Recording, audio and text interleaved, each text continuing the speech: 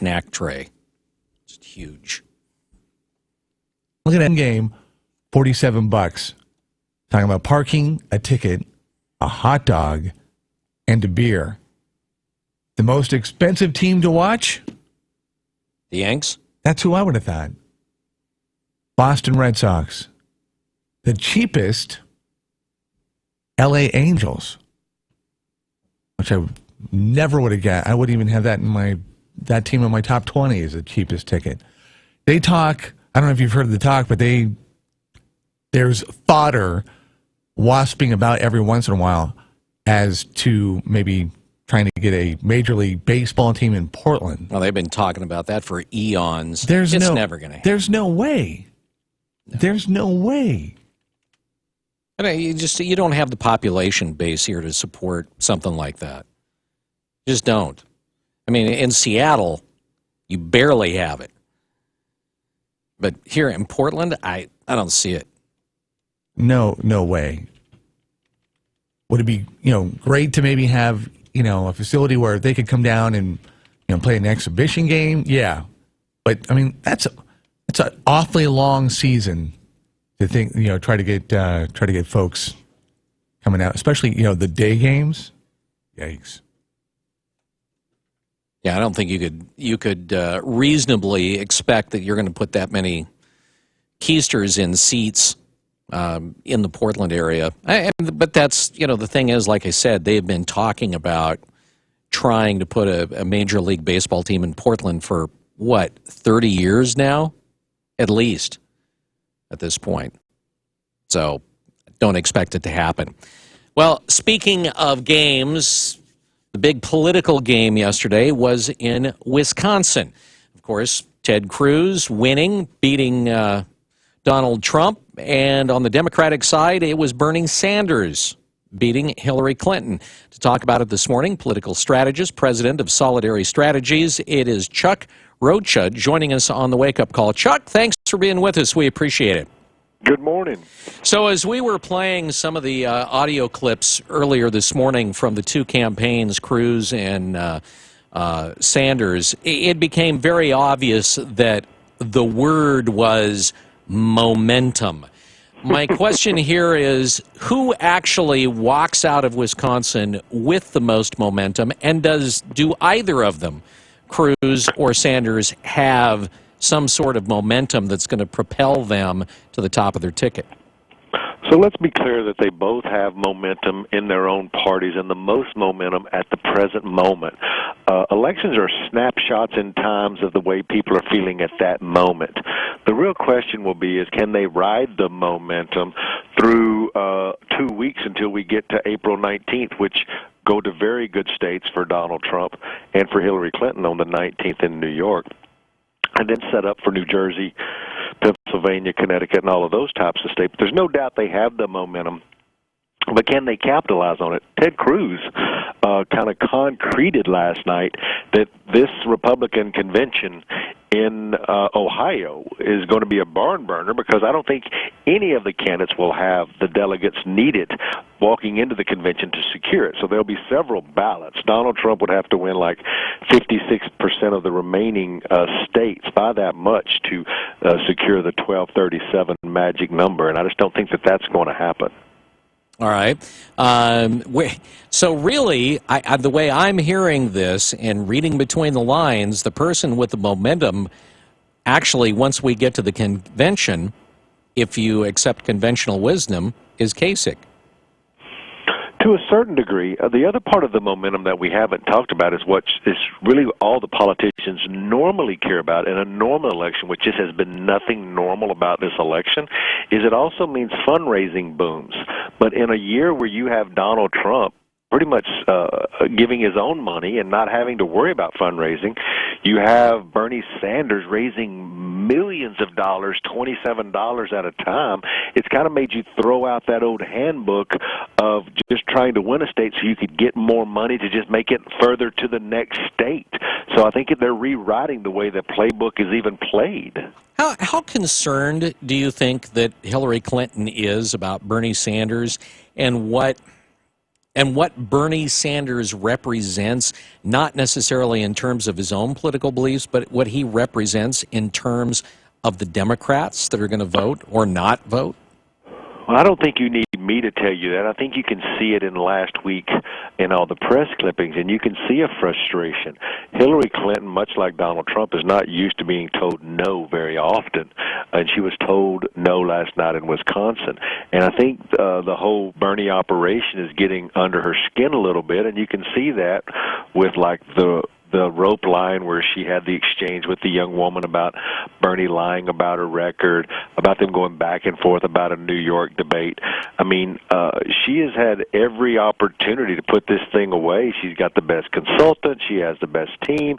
She has literally every elected official in America, and we continue to battle on because people won't an outlet for their frustrations, and they see that outlet being Bernie Sanders, who's talking about a message of having people rise up and fight back against the machine so their voice is heard. What do you think it's going to? Do you think? Well, first off, I mean, let's assume that Hillary wins, which I think is pretty much the accepted idea right now. So Hillary wins. Is she going to be able to motivate the Democrats that were such strong and passionate supporters of Bernie Sanders to actually get to the polls and vote for her? It's not a winner take all in his delegates. She will win a portion of them back by doing nothing but being the nominee. There are certain parts of Bernie supporters who will just be like, okay, we gave it a good shot. We're not it. Now we're with her because we need to make sure we beat the Republicans. But then there's another big portion that's going to take somebody outside of Hillary, which is probably going to be Bernie Sanders himself and other people like Elizabeth Warren who get out and talk about unifying the party. There's one thing for sure. In doing politics for 24 years, there's one thing I know beyond a shadow of a doubt is that she hasn't built the coalition to win the general election yet. And neither has Bernie. They both need each other, and they both need each other's supporters. They need to bring those two camps together because they're so bedrocked in different parts of the Democratic base. Her with African Americans, her with white women, her with other minority groups, Bernie with white men, Bernie with union members, Bernie with certain sectors of the Latino community, and by God, all by this youth vote that he has incredibly been turning out. In Wisconsin last night, the percentage of youth participation on the Democratic side was almost the same percent as people over the age of 60, which me and you both know is just crazy in modern politics. The question is, though, will those young voters actually get out there? Even if Bernie says, you know what, you need to vote for Hillary, are they actually going to go out and vote for her? I don't know if people know the answer to that. They're going. If they tell you that they know the answer to it, then they're just flat out lying to you.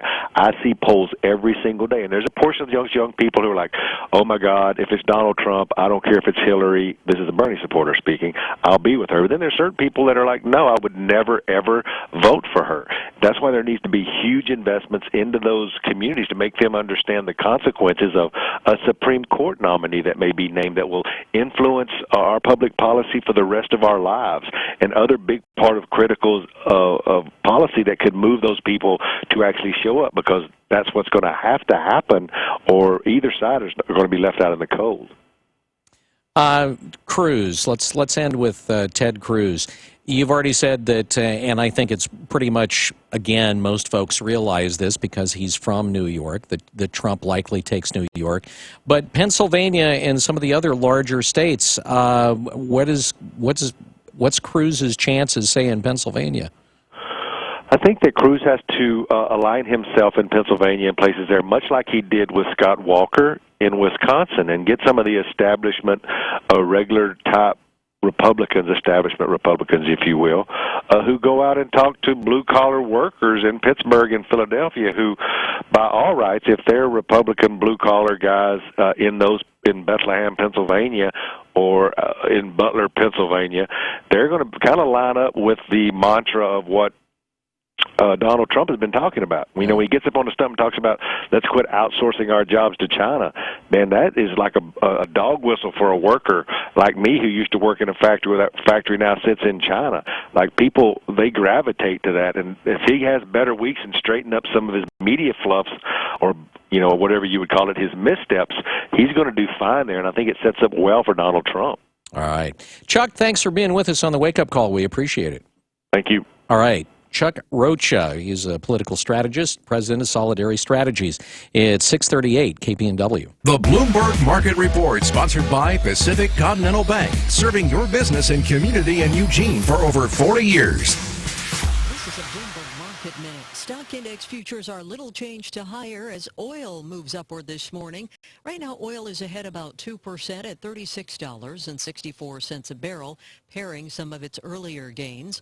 Marathon Oil and Halliburton are rising, up about 1.5%, and tracking those gains in crude after Kuwait said that a deal to freeze output could be reached, even if Iran did not join in.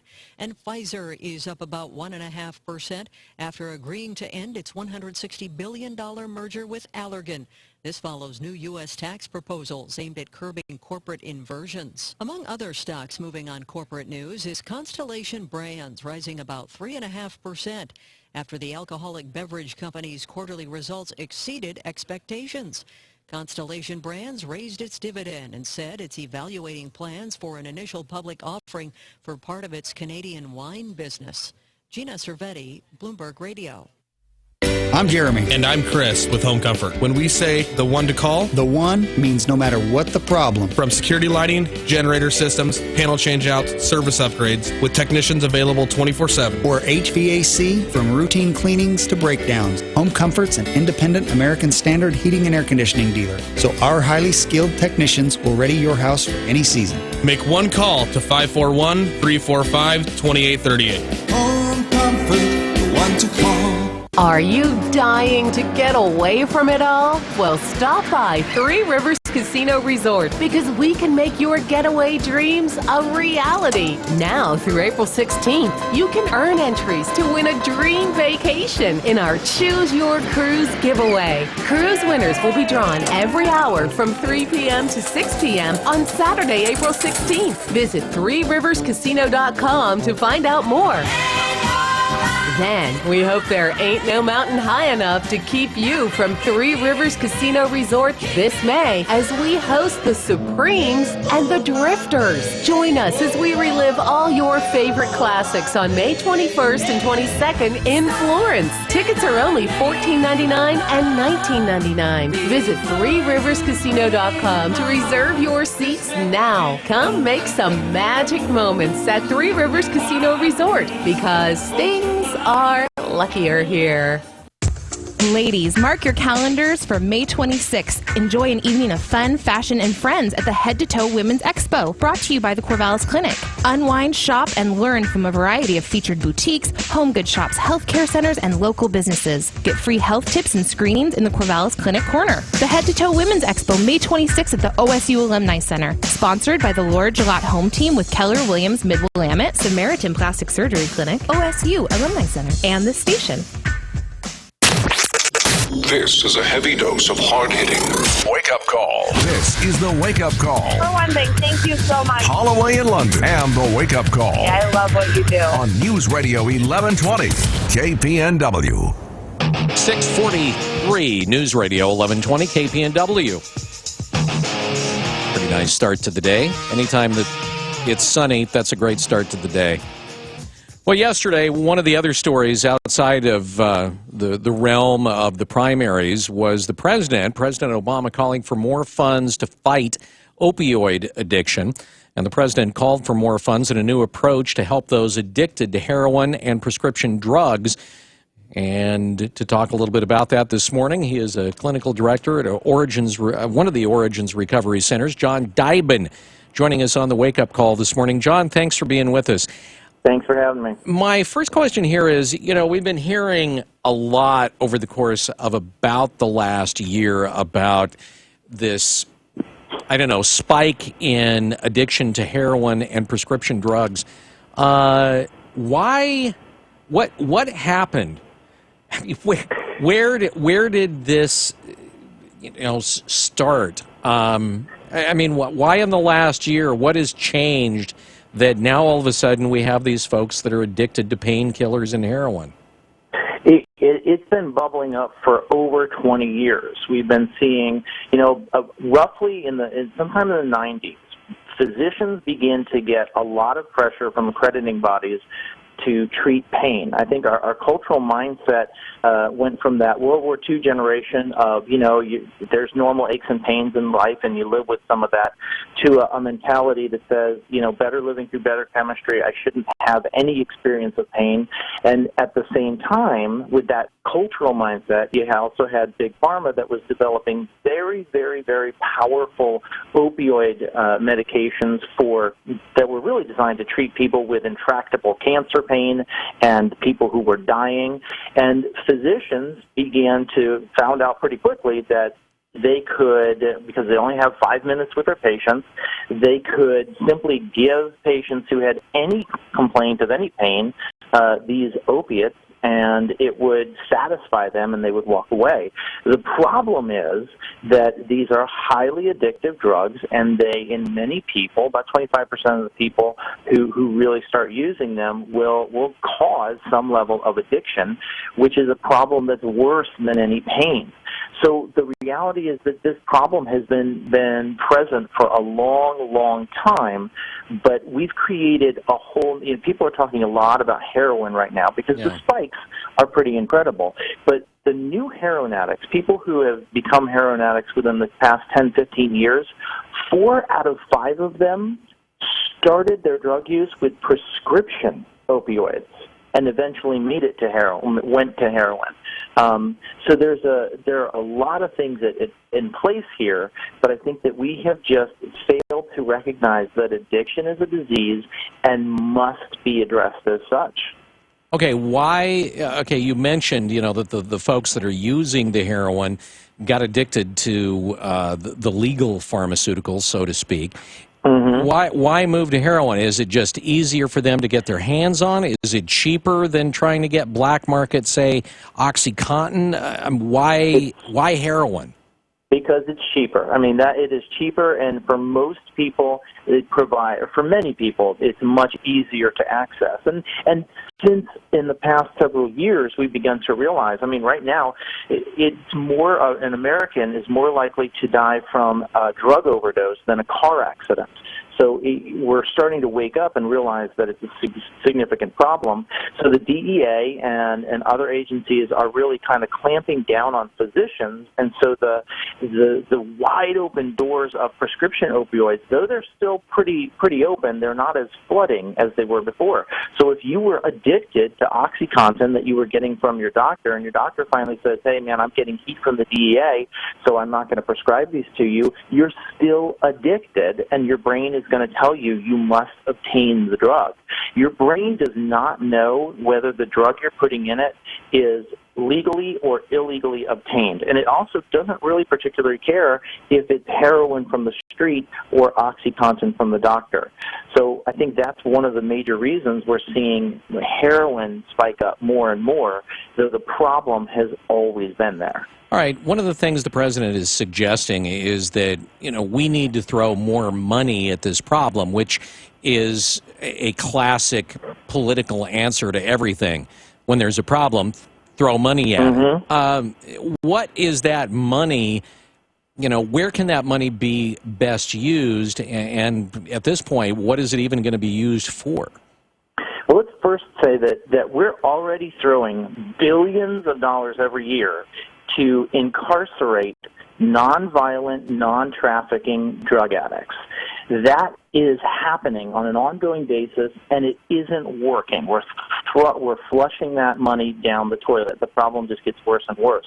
If we take that money and divert it to actually both prevention and treatment, then we can take people who are addicted, treat them. They can actually get into recovery and overcome this, because I've seen it again and again and again. Even the most severe addicts can get well if they get treatment. So we're already spending billions on it. It's just that we're wasting it rather than actually using it to help solve the problem. Okay, so that's where we're wasting it. What would be an effective use of it? And when I say effective, I mean, what's going to actually help these people kick this particular habit? Addiction requires, especially severe opioid addiction, requires residential treatment, and it requires a long-term continuum of care. That's expensive. It's also an issue that affects everybody, so it affects the family, it affects the community. So a three-pronged approach, one that is prevention and education. And when I say education, I don't just mean having commercials on the news. I mean also providing education to physicians and healthcare practitioners, to law enforcement, to people who are going to be on the front line so that they can understand how to handle it better. The second thing is actually putting money into treatment for the addicted persons that will be a continuum. So starting with intense residential treatment and detox, but that moves and covers them for, a year to a year and a half, stepping down to less and less intensive treatment. There's so much good research that demonstrates that this model works and is effective. All right, what's the third? You said the three-prong approach. So the big one is that we're hearing about right now is the use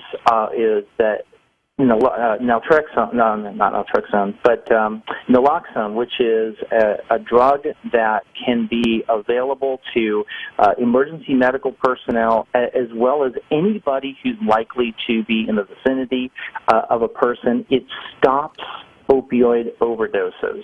And there's been some controversy whether or not this should be made publicly available, but the CDC makes a clear recommendation that in one of the three prongs to this is if we want to stop this problem, we have to keep the addicts given the opportunity to be alive. So the three-pronged approach is prevention, it's treatment, but also providing access to Narcan, which is the common use for the drug, so that we can stop these deaths from accidental overdose. John Dybin, a clinical director at Origins Recovery, joining us on the Wake Up Call. Final question here. When the first prong, the prevention, this kind of backlash against these particular painkillers. I know that a few months ago I was dealing once again with a kidney stone, which if you've never had one, is probably as close to a near-death experience as you'll get without having a near-death experience. Mm-hmm. And incredibly, like, on your knees, crawling on the floor kind of pain. And I remember sitting in the doctor's office, and he's like, well, just we're going to give you some extra strength ibuprofen. It's like, no, you need to do a little bit better. And I actually had to fight to get anything that was going to actually take the edge off of this stuff. And it's not as though I was in there, doctor shopping. I was in legitimate, excruciating, blinding pain. And yet, because of this backlash, they're not willing to use anything.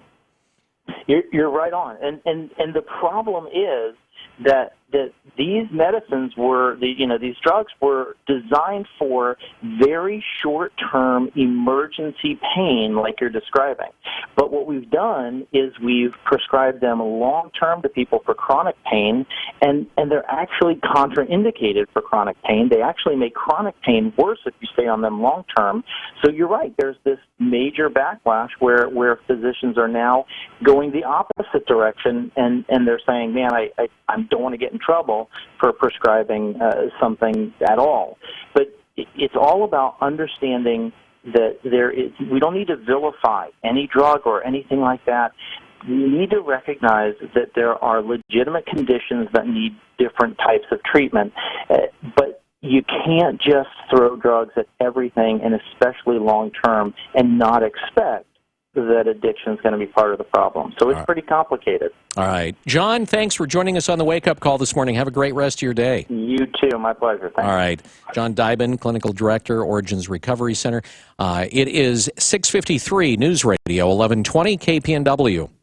Not available in California. Here's a great idea for a business. Health food in vending machines. Who doesn't want healthier choices? Imagine the money you could make. Well, guess what? The guys at Fresh Healthy Vending have already thought of it, which explains why they're the #1 healthy vending franchise, with thousands of franchisee-owned vending machines offering people what they want most, healthier snacks. Could you be our next new franchisee? Because we've identified high-traffic locations and have machines ready to be installed in your community, this is your chance for full or part-time income. Most of our franchisees work fewer than 15 hours a week, and many are so impressed with the money they're making that they've added even more machines to their business. And we do all the work for you. We procure high-foot traffic locations, train you, install your machines, and deliver thousands of best-selling natural, organic, and healthy snacks and drinks nationwide. So go to readyforfresh.com right now. Type in promo code 4646 and receive an immediate 50% savings on franchise fees. That's right, we'll pay half of new franchisees' fees. That's promo code 4646. Again, readyforfresh.com 4646. Shopping for your next grill at Midgley's is easy and convenient. Unlike home improvement stores, a walk across Midgley's doesn't require a relay baton. We know all about grills, too. Just don't ask us about sandpaper or toilet seats. And you don't need to remember where you parked. Our customer-friendly lot is directly behind our store. Get your next grill at Midgley's. We're at 7th and Chambers in Eugene. Midgley's. Anywhere else, and you're just playing with fire.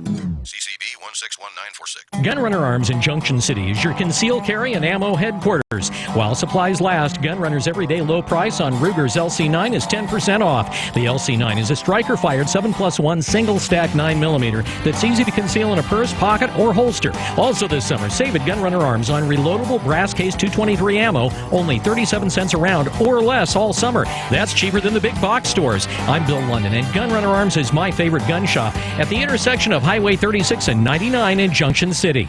Brad's Cartoons in Springfield has arrived.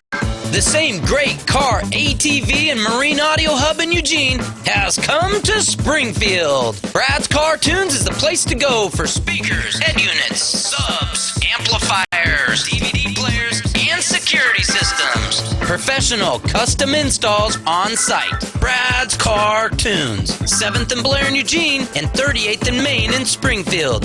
Stay tuned. When I have an asthma attack, I feel scared. I feel like I'm choking. Prevent your child's next asthma attack. Visit www.noattacks.org or call your doctor, because even one attack is one too many. I feel like a fish with no water. Brought to you by the EPA and the Ad Council. The Bloomberg Market Report, sponsored by Pacific Continental Bank, serving your business and community in Eugene for over 40 years. This is a Bloomberg Market Minute. Stocks are fluctuating after the S&P 500 saw the steepest decline in almost a month. There are gains in crude oil this morning, and that's boosting energy producers, while investors are weighing the recent equity rally. Right now, oil is up 3% at $37.06 a barrel, and the Dow is down 27 points at 17,575. The S&P 500 is flat at 2045, and the NASDAQ is up 11 at 4855. Shares of Pfizer are ahead 1%, and Allergan is also higher. That stock up about 0.6%.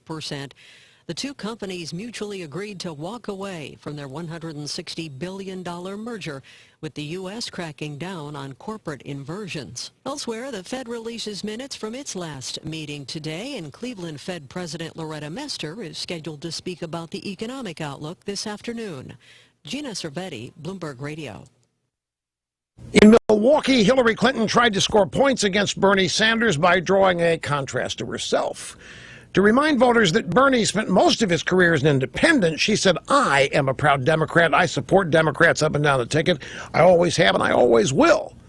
Well, that may work on some Democrat voters, but try figuring out what Hillary has actually done as a proud lifelong Democrat is a little bit more difficult. Case in point, recent meeting California Senator Dianne Feinstein had with the editorial board of the San Francisco Chronicle. She was asked, as someone who worked with Hillary Clinton for nearly a decade in the Senate, what, in your view, was her signature accomplishment as a senator? Well, Di-Fi was stunned by the question. She searched her brain for an answer and couldn't find one. She told the editors that she wasn't prepared to discuss that issue with them. She didn't have an answer. And then she said that Hillary Clinton hadn't been in the Senate long enough to do more. Finally, she turned to the modern-day Bible. She ordered one of her aides to get on Google so they could track down Hillary Clinton's accomplishment as a senator. Di-Fi didn't even know of one. Hillary Clinton was First Lady of Arkansas, First Lady of the U.S., a New York senator, and Secretary of State, lifelong Democrat. What's she done? Benghazi, Libya, bimbo eruptions. She's botched everything that she's done. And Di-Fi knew it. Yes. Not on my watch, they say, as they volunteer to serve. As they move out, stand firm, and take fire. So, not on our watch, we say, to the severely ill or injured veterans who can't get the care they deserve to live full and independent lives. Even when there's no government funding or a nursing home seems like the only option, we won't leave one warrior behind. Not on our watch. Join us at findwwp.org. Fox News, fair and balanced. We report, you decide. On News Radio 1120 KPNW Eugene Springfield. Fox News Radio. I'm Dave Anthony. He keeps gaining Bernie-mentum. We have now won 7 out of 8 of the last caucuses and primaries.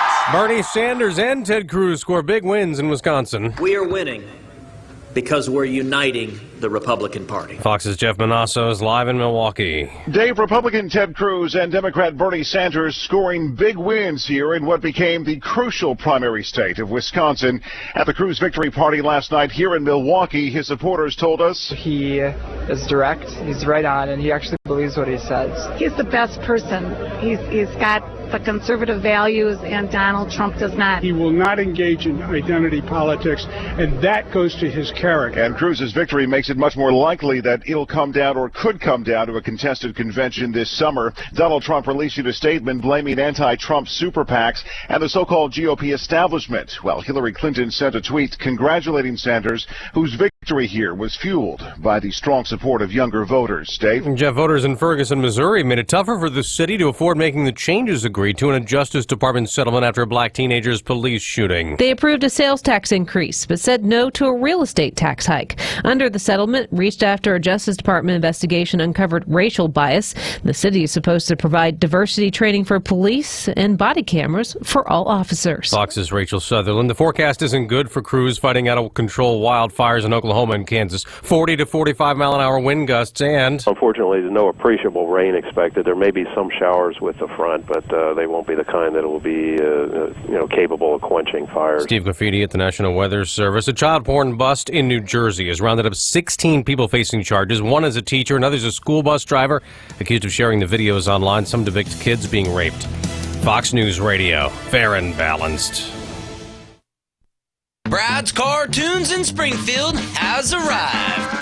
The same great car, ATV, and marine audio hub in Eugene has come to Springfield. Brad's Cartoons is the place to go for speakers, head units, subs, amplifiers, DVD players, and security systems. Professional custom installs on site. Brad's Cartoons, 7th and Blair in Eugene and 38th and Main in Springfield. Stay tuned. Hey, Dr. Phil here. You know, I help people solve difficult problems every day, but one problem has me stumped: childhood hunger. Nearly 16 million children in America struggle with it. Luckily, the Feeding America network of local food banks collects surplus food, giving hope to hungry children and their families. But they need your help.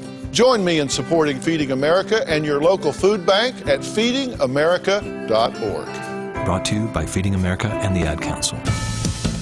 It's kind of a mixed market so far on Wall Street this morning. Fox Business Network's Nicole Petalides live at the New York Stock Exchange. Dave, right now the Dow Jones Industrial Average down 7.5%, sitting at 17,596. The Nasdaq and the S&P, though, are squeezing out gains. The Nasdaq's up about 0.5%, up 20. The S&P 500 up 3 points now. We're also looking at some big movers today. We have Harley-Davidson down about 8%, ITG lowering their sales estimates. We're also watching Pfizer and Allergan gaining after they scrapped their $160 billion pharma deal. And the Department of Justice looking closely at Halliburton and Baker Hughes on that deal. They may step in and block that one. Both of those are higher. Dave. Now, Nicole, the price of oil is up nearly $1, close to $37 a barrel again as gas dips slightly. AAA's national average for regular is now under $2.05 a gallon.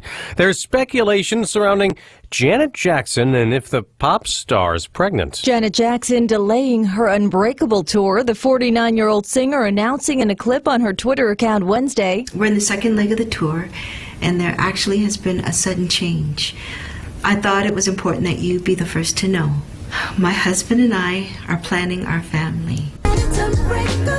She didn't say she was pregnant, only that she has to rest up doctor's orders. Jackson saying she hasn't forgotten about her fans and would continue the tour as soon as she possibly can, asking they understand it's important she does this now, thanking them for their love and loyalty. Jackson went on to thank her dancers, her band, and her crew, saying she couldn't wait to get started again. Jacqueline Carl, Fox News. They just don't lose. The Connecticut women's basketball team has won a fourth straight national championship, meaning Brianna Stewart won a title in every year in UConn. We had a goal coming in as freshmen, and now as seniors, we did that. UConn beat Syracuse by 31 points. It's the Lady Huskies' 75th straight win. I'm Dave Anthony, Fox News Radio.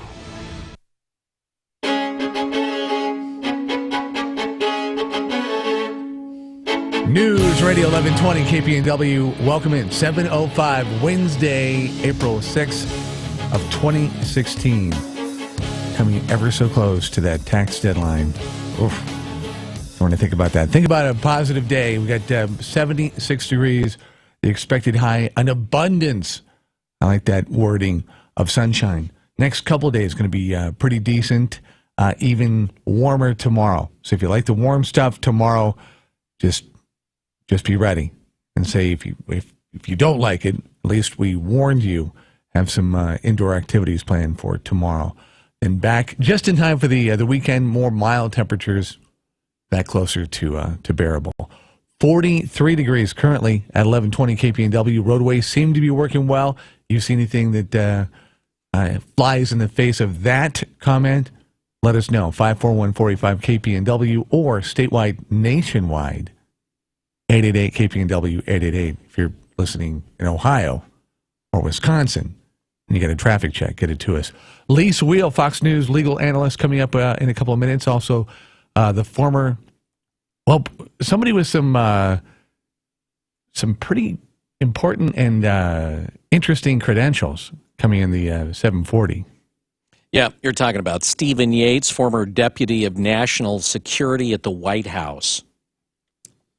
That kind of rolls off the tongue. That's something that if you put on your resume, that it probably gets people's attention. In fact, I'm just going to put that on a business card. Right. I think that would be a good thing. Yeah. Yeah. Does this get your attention? Mr. Yates coming up 740. Yeah. And a heap o' news. Piping hot. We'll have these stories coming up in just a couple of minutes. Well, it is the aftermath of the Wisconsin primaries. You'll hear from the two winners coming up in the wake-up call news. Also, more details about the arrests over at the Malheur National Wildlife Refuge. Some new videos once again released. And a new scam, or an old scam, is new again in Lane County. Those stories and more all coming up, brought to you by Burrito Amigos, the friendly ones, here on News Radio 1120 KPNW. Sometimes at the end of a long day, you don't want to go home and cook and wash dishes. You want somebody to wait on you, treat you well, and bring you something tasty. Enter Burrito Amigos, the dinner ones. Sure, you can get some burritos, but Burrito Amigos ramps it up with their specialty plates. Try a meat plate with your choice of adobada, a personal favorite, really, or shredded beef, chicken, carne asada, carnitas, or chili verde, and all of their beef certified Black Angus, the good stuff. Along with the meat of your choice, you get rice, beans with cheese, and tortillas. Maybe a taquito plate is more your style, with chicken or beef taquitos. Or for the vegetarian, try the potato taquitos. Tried them, loved them. Or go wild with the combo plate, featuring your choice of chili relleno, soft tacos, hard tacos, enchiladas, or tamales. Mix and match. Personalize it. Tamale lovers, Burrito Amigos has your palate and specialty plate covered with beef, pork, chicken, or veggie tamales. Dinner. Let Burrito Amigos do the cooking and the dishes in Eugene and Springfield. I'm Bill London, Burrito Amigos' biggest fan. Honestly, try the Autobata. I'm Jeremy. And I'm Chris with Home Comfort. When we say the one to call, the one means no matter what the problem. From security lighting, generator systems, panel changeouts, service upgrades, with technicians available 24/7. Or HVAC, from routine cleanings to breakdowns. Home Comfort's locally supported by Mitsubishi Electric. So their Mitsubishi Electric factory-trained technicians will ready your house for any season. Make one call to 541-345-2838. Home Comfort, the one to call. Tired of expensive movie theater popcorn or standing in line or having to drive home after watching the big game at your annoying uncle's house? It sounds like you need to have the folks from TV Specialty in your life. Nobody does TVs like TV Specialty. Think a home theater system is out of the question or out of the budget? Call TV Specialty and see how close you really are. 541-688-5061. It's quality backed by service at TV Specialty. 541-688-5061. Now, this morning's wake-up call with the latest news from the Northwest and your neighborhood on News Radio 1120, KPNW. Good morning. This look at the news brought to you by Burrito Amigos, the friendly ones featuring great breakfast burritos and fresh brewed, locally roasted coffee for a tasty start to your morning. Here's what's going on. Well, Texas Senator Ted Cruz defeated Donald Trump in Wisconsin's Republican presidential primary. Cruz says he now has the momentum to not only win the Republican nomination, but also beat Hillary Clinton. Tonight is a turning point. It is a rallying cry. It is a call from the hardworking men and women of Wisconsin to the people of America. We have a choice, a real choice. The national political terrain began to change 2 weeks ago. In the state of Utah, we won 69% of the vote, a landslide election.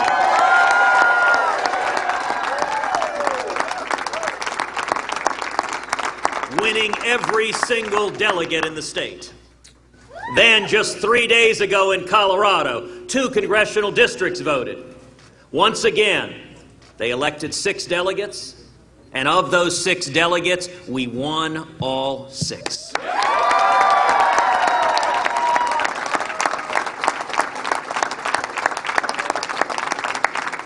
And then 2 days ago in North Dakota, we had another tremendous win. They elected their delegates. Of the delegates who have specified their support, 18 are supporting our campaign. 1 is supporting Donald Trump. Vermont Senator and Democratic presidential candidate Bernie Sanders also won Wisconsin's Democratic primary. Sanders has made his opposition to Hillary Clinton's big money interests central to his campaign, and now he's trying to convince Democrats on the fence that he has momentum to win. Momentum is starting this campaign 11 months ago, and the media determining that we were a fringe candidacy. Momentum is starting the campaign 60 to 70 points behind Secretary Clinton. Momentum is that within the last couple of weeks, there have been national polls which have had us 1 point up or 1 point down.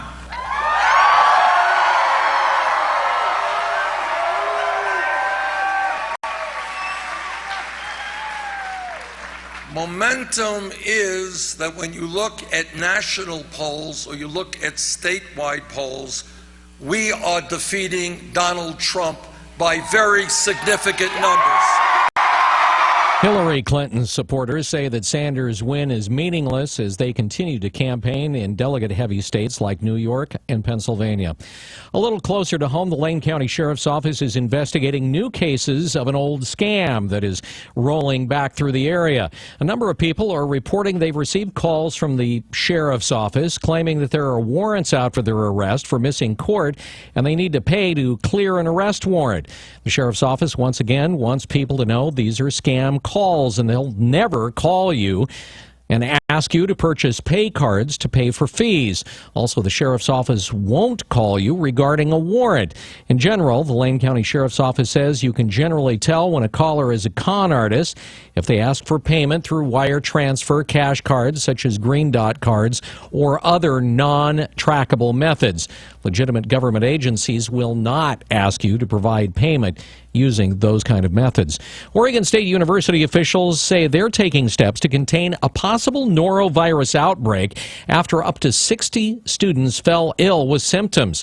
Test results aren't available to confirm an outbreak, but officials say the nausea, vomiting, diarrhea, and fever symptoms are consistent with norovirus. The university says it's working with Benton County health officials to prevent the spread of the highly contagious illness that began last Wednesday. Bill Eminger from the County Environmental Health Division says the illness does not appear to be connected with any particular location or food service facility on campus. Most of the students affected have been residents of the dorms. OSU staff members are sanitizing work areas in the dorms and also the dining halls. Ninkasi Brewing of Eugene continues to grow, and now it's among the top 40 producers of craft beer in the country. The Brewers Association, a trade group of independent craft brewers, released its annual list of rankings based on production volume, and Ninkasi landed in the 36th spot. Ninkasi's annual production in 2015 exceeded 100,000 barrels for the first time. That equates to a lot of beer, 3 million gallons in round terms. Other Eugene breweries making the top 100 include Oakshire Brewing and Hop Valley. As for Oregon brewers making the top 10, only one made it that high, Deschutes Brewing. It came in at number 8.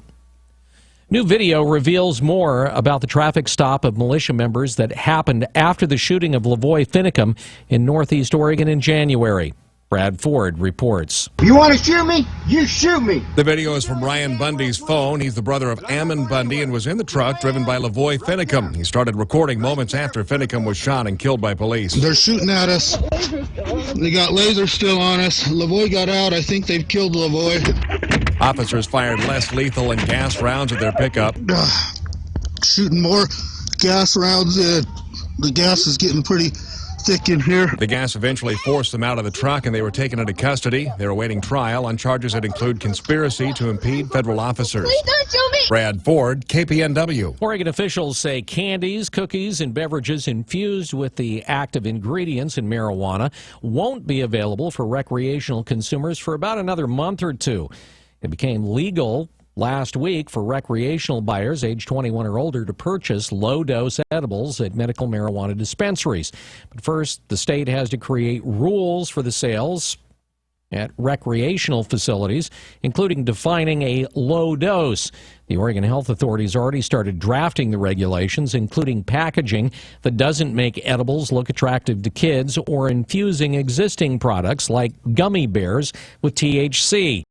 Edible products like candies, lozenges, or cookies are already available to medical marijuana card holders in varying dosages. Well, distracted driving is at epidemic levels. A person is injured by a distracted driver about once every 3 hours, and 16% of fatal car accidents every year are caused by drivers eating, applying makeup, adjusting the stereo, or using their cell phone. Cell phone use remains the top distraction.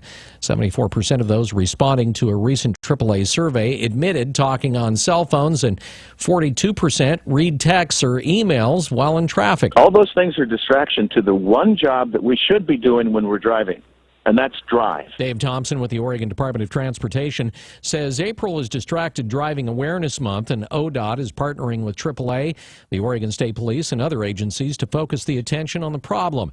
Oregon State Police are stepping up patrols in 40 new unmarked vehicles, while a task force of partner agencies looks for long-term regulatory solutions.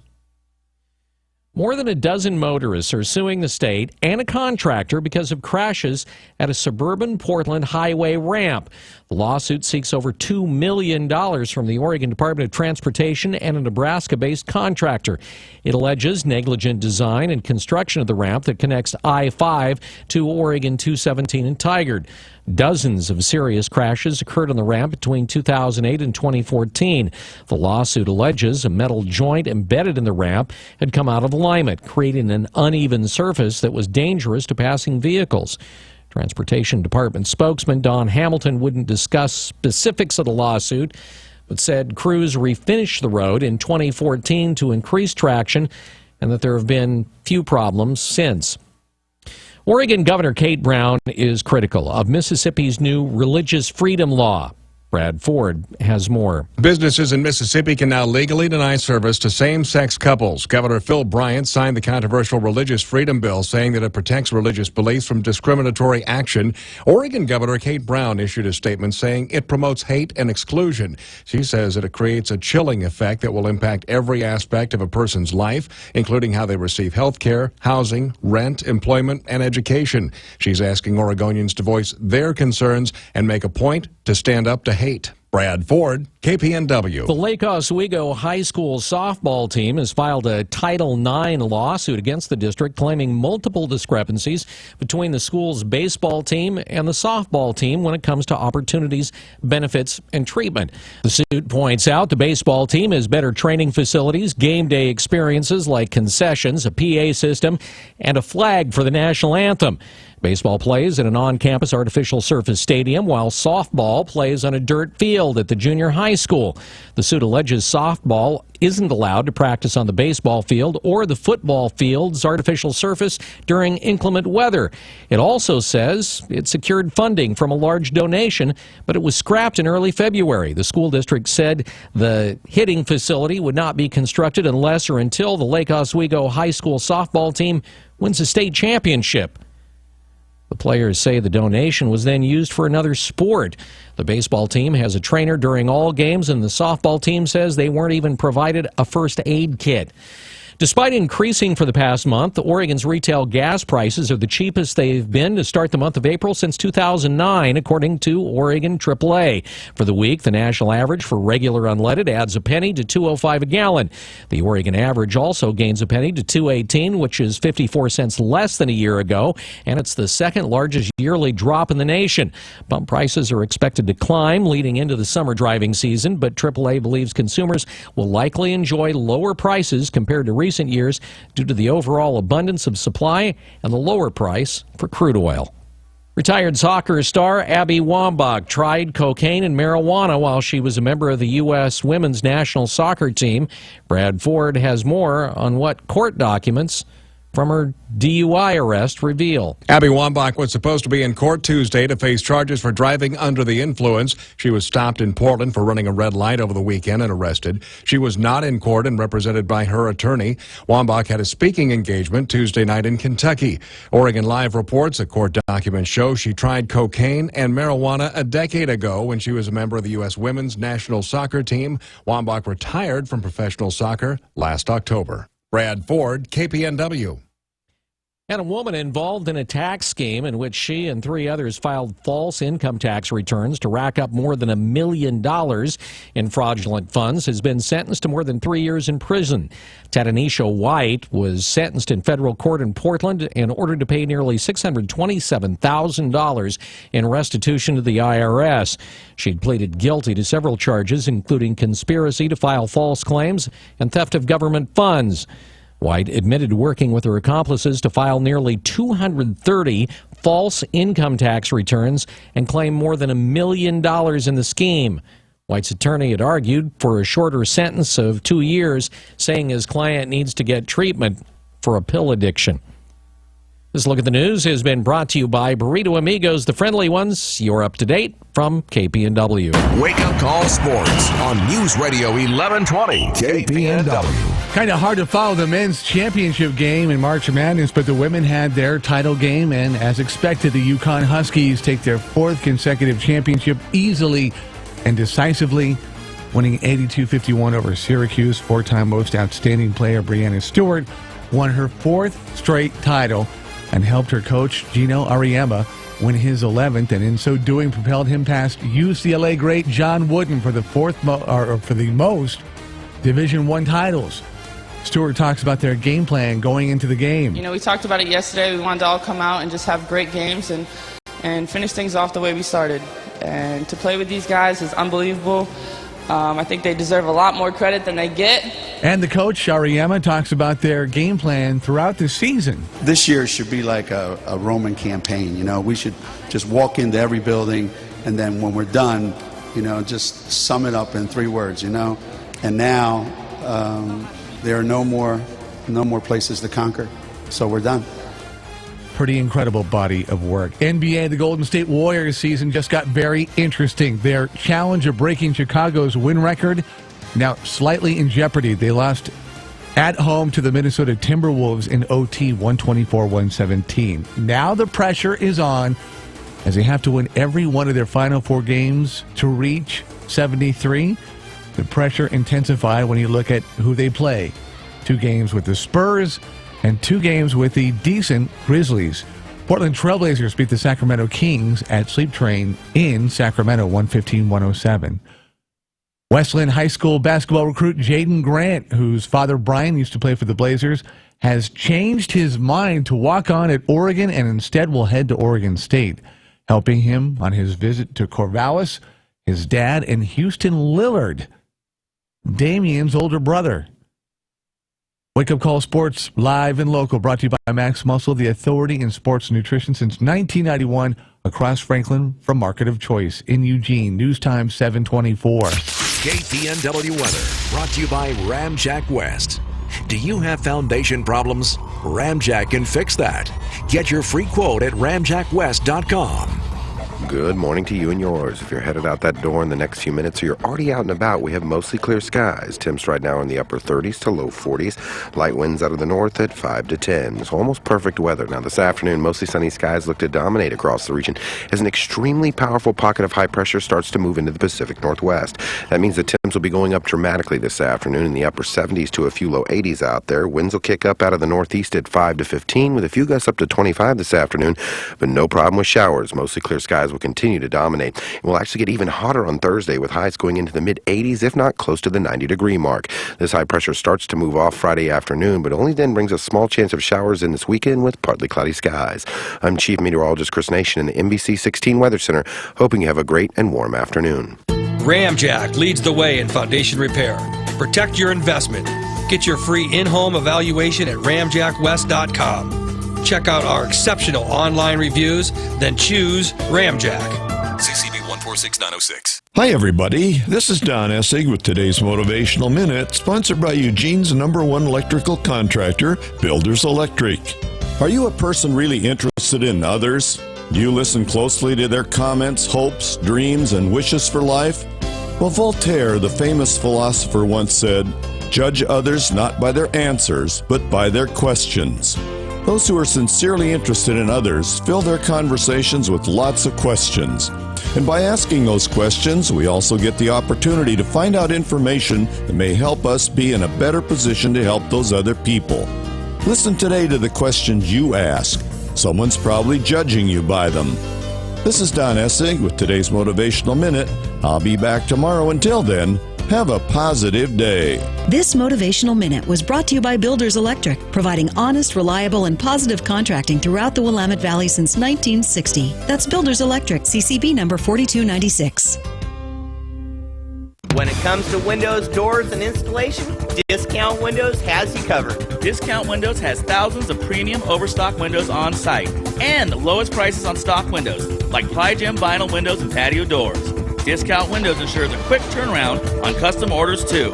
We provide professional, affordable installation. Highway 99 in Junction City, open 7 days a week. Discount Windows. We do windows, doors, and installation for less. CCB 180018. Max Muscle Sports Nutrition is more than a nutrition store. Tom here at Max Muscle. If you want to make changes to your overall health, lose weight, build muscle, or if you just want to feel better, stop by, talk to a certified nutritionist. Max Muscle, Franklin Boulevard, across from the Market of Choice.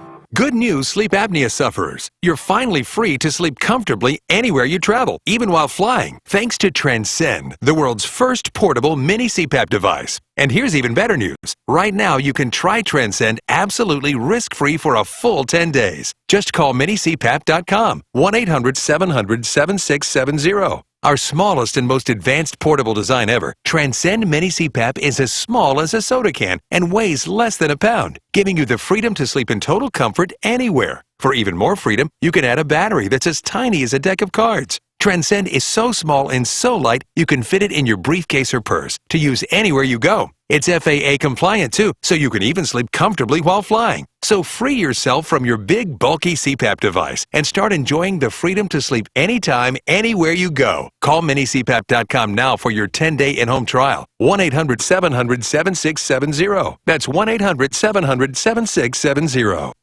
Mornings are a little different with a wake-up call. You're an embarrassment to nature. Do you know that? Holloway in London. On News Radio 1120 KPNW.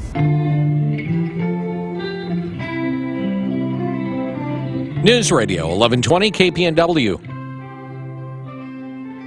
Glad that you could be with us this morning. It is 7:28 News Radio 1120 KPNW. Not much out there, at least so far this morning, in terms of traffic problems. So be on your best behavior and don't be applying makeup or talking on your cell phone, and we'll just we'll keep that to a bare minimum. That's me being a nanny. I've always wanted somebody to say, "Oh, you're a nanny, London." So anyway, there you go.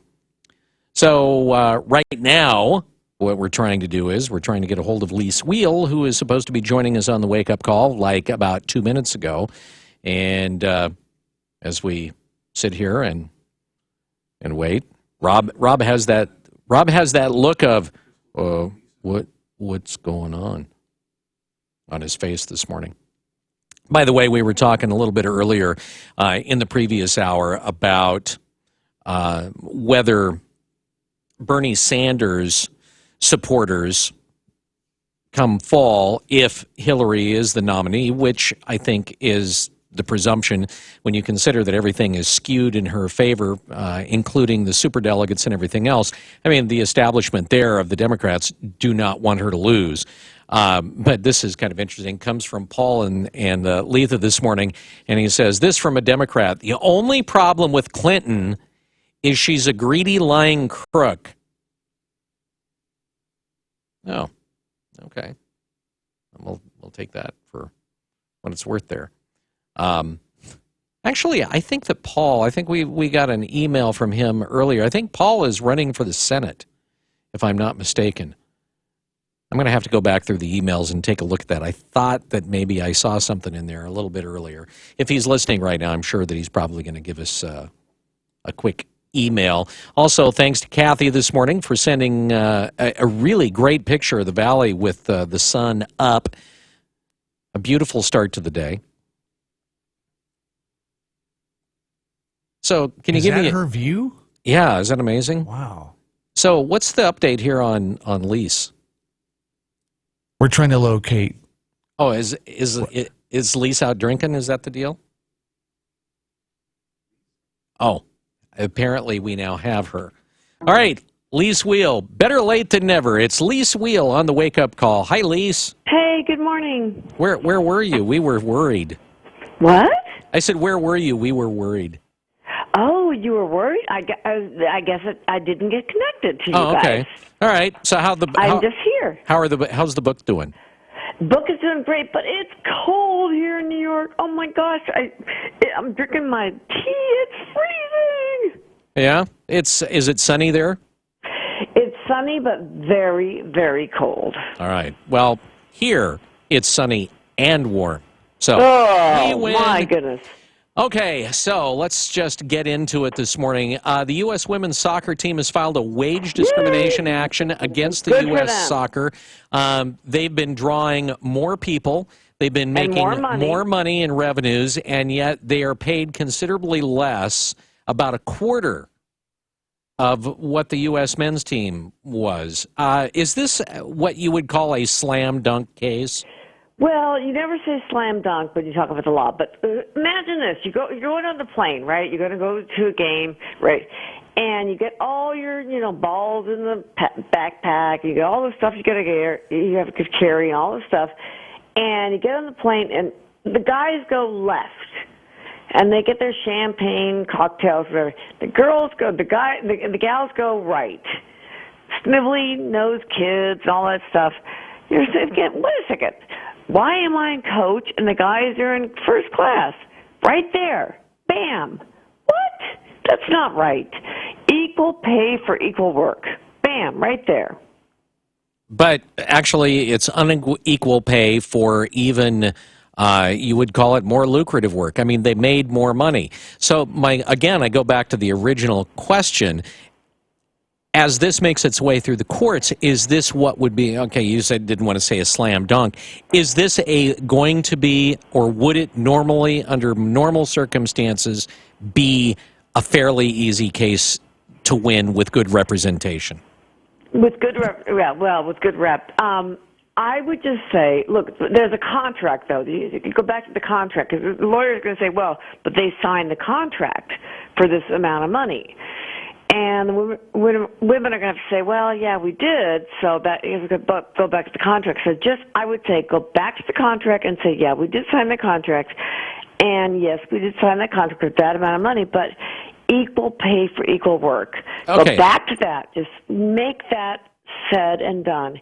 Okay. Equal pay for equal work. All right, equal pay for equal work, but you brought up the point that obviously the defense is going to bring up, which is, hey, sorry, but you signed a contract.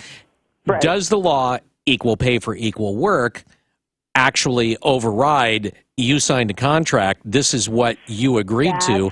What they've got, that's the sticking point. That's exactly the sticking point. All right.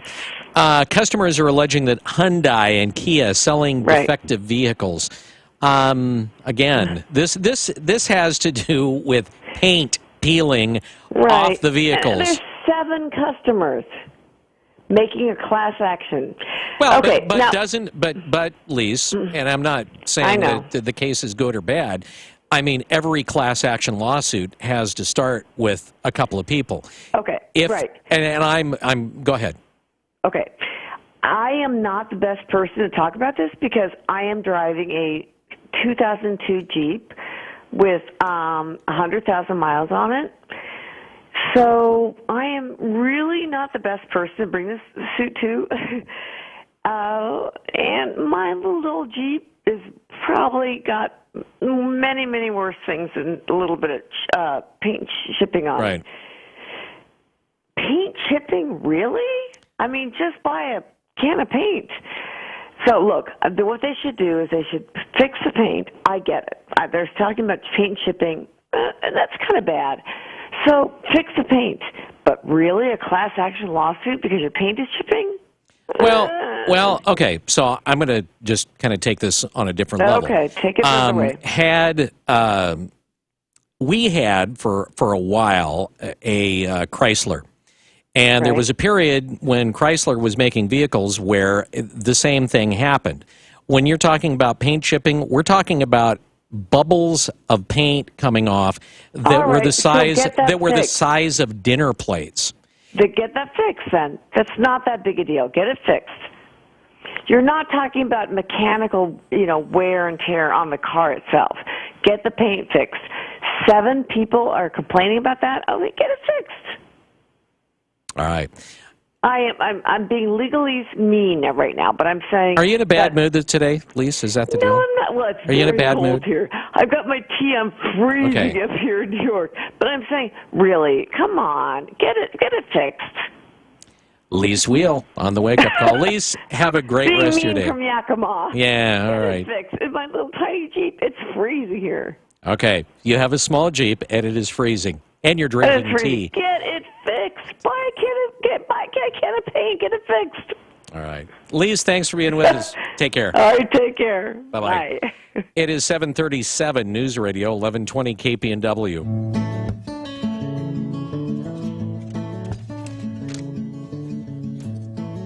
Frank, you may be right.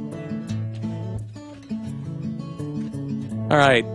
So, the interest-free for 3 events going on right now at Sleep Train, where you get all that you need without all the interest that you don't during the Sleep Train interest-free for 3 event. Right now, you get up to 3 years interest-free financing on Beauty Rest Black Hybrid, which is a Sleep Train exclusive. They don't make it for anybody else but Sleep Train. Sleep Train said, make us a special mattress, a very special mattress, like something you'd find on the Hallmark Channel. And so they did.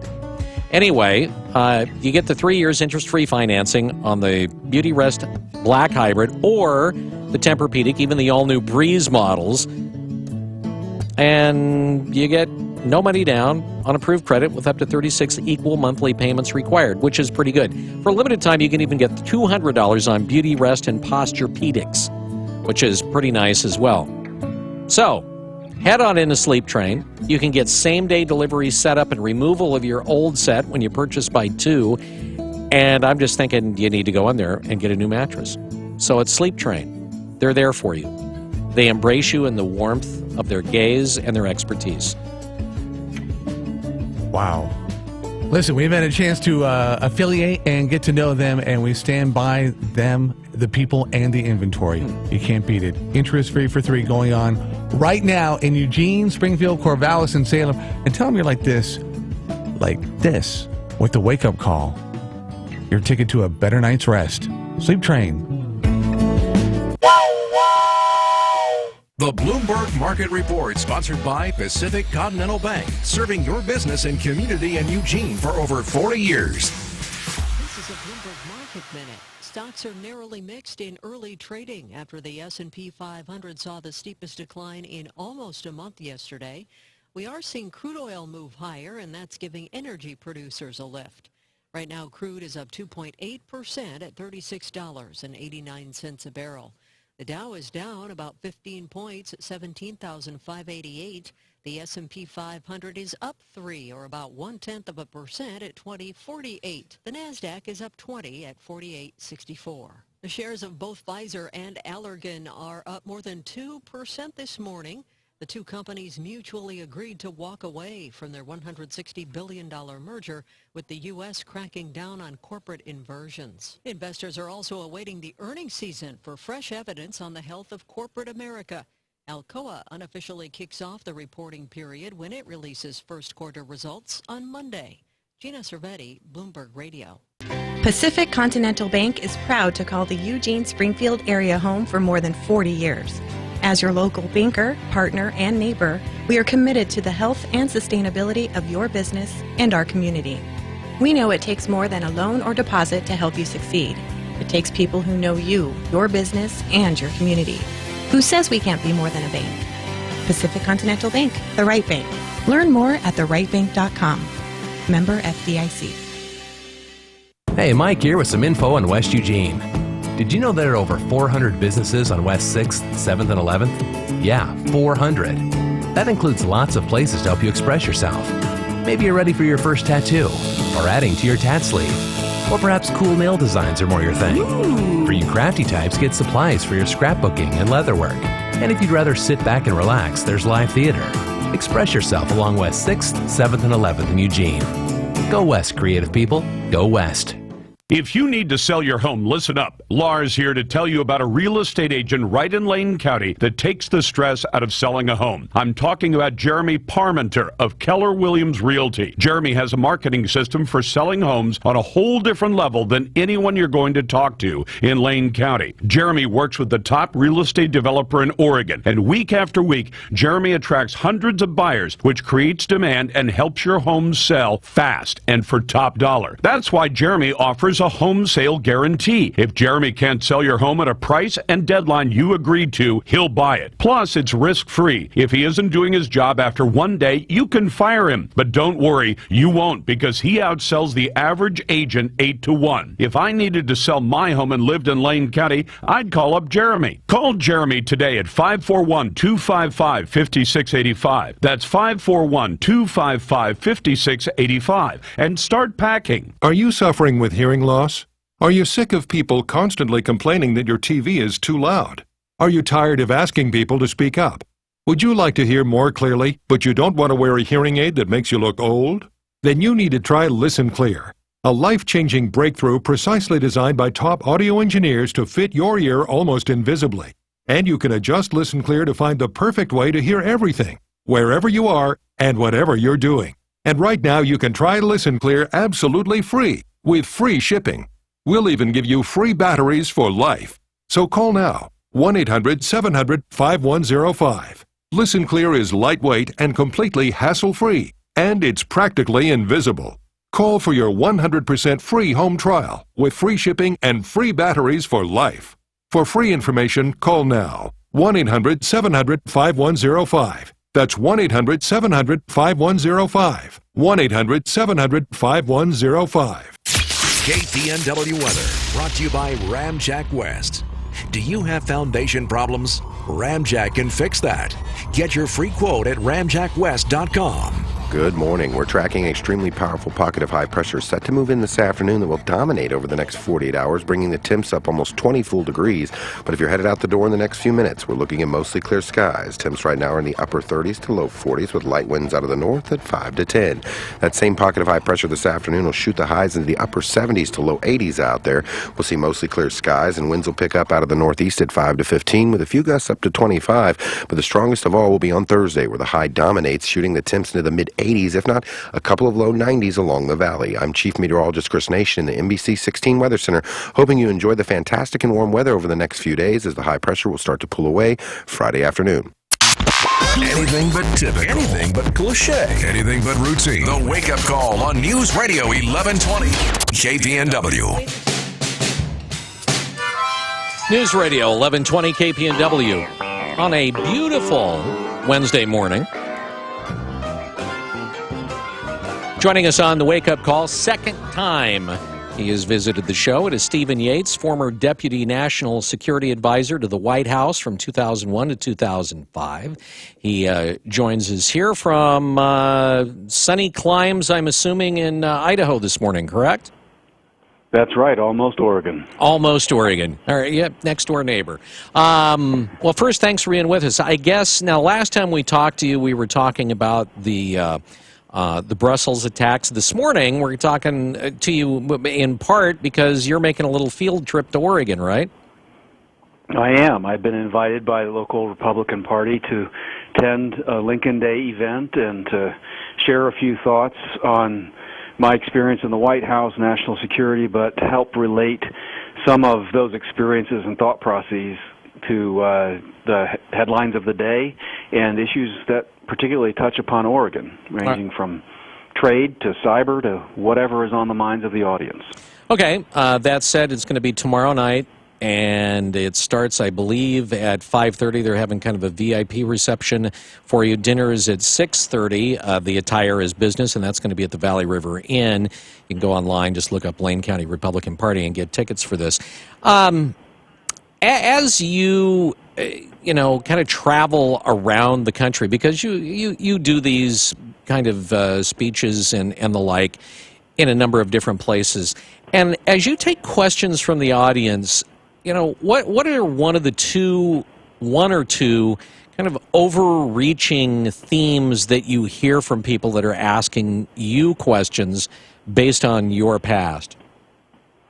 I think that far and away the number one concern has to do with terrorism and the unease that a great number of people in the country feel about how particularly Islamist radicals may make their way into our country or already are in our country and may be organizing for domestic attacks.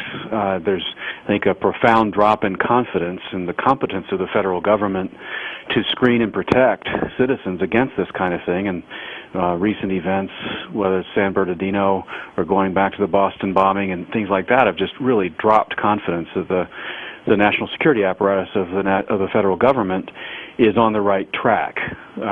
ISIS comes up in persistent reference, and it ties to refugees. So far and away, number one, people tend to ask about the nexus of migrant flows, radicalization, and the risk of attack, and what should we do?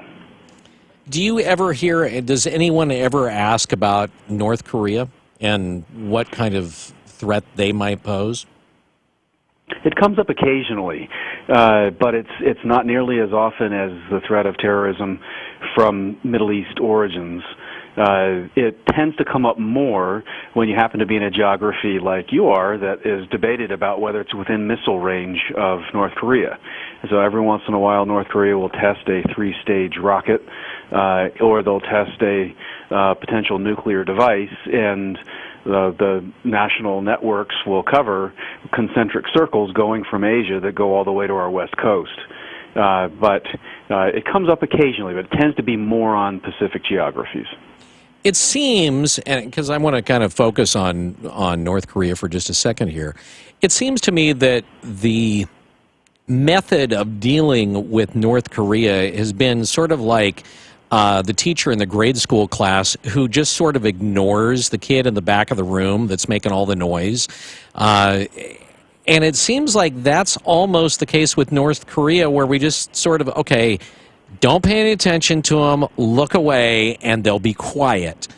Seems to sort of be the method of dealing with them. Is that an accurate assessment, or is there more going on behind the scenes, quite a bit more, to try and deal with them and keep them in check?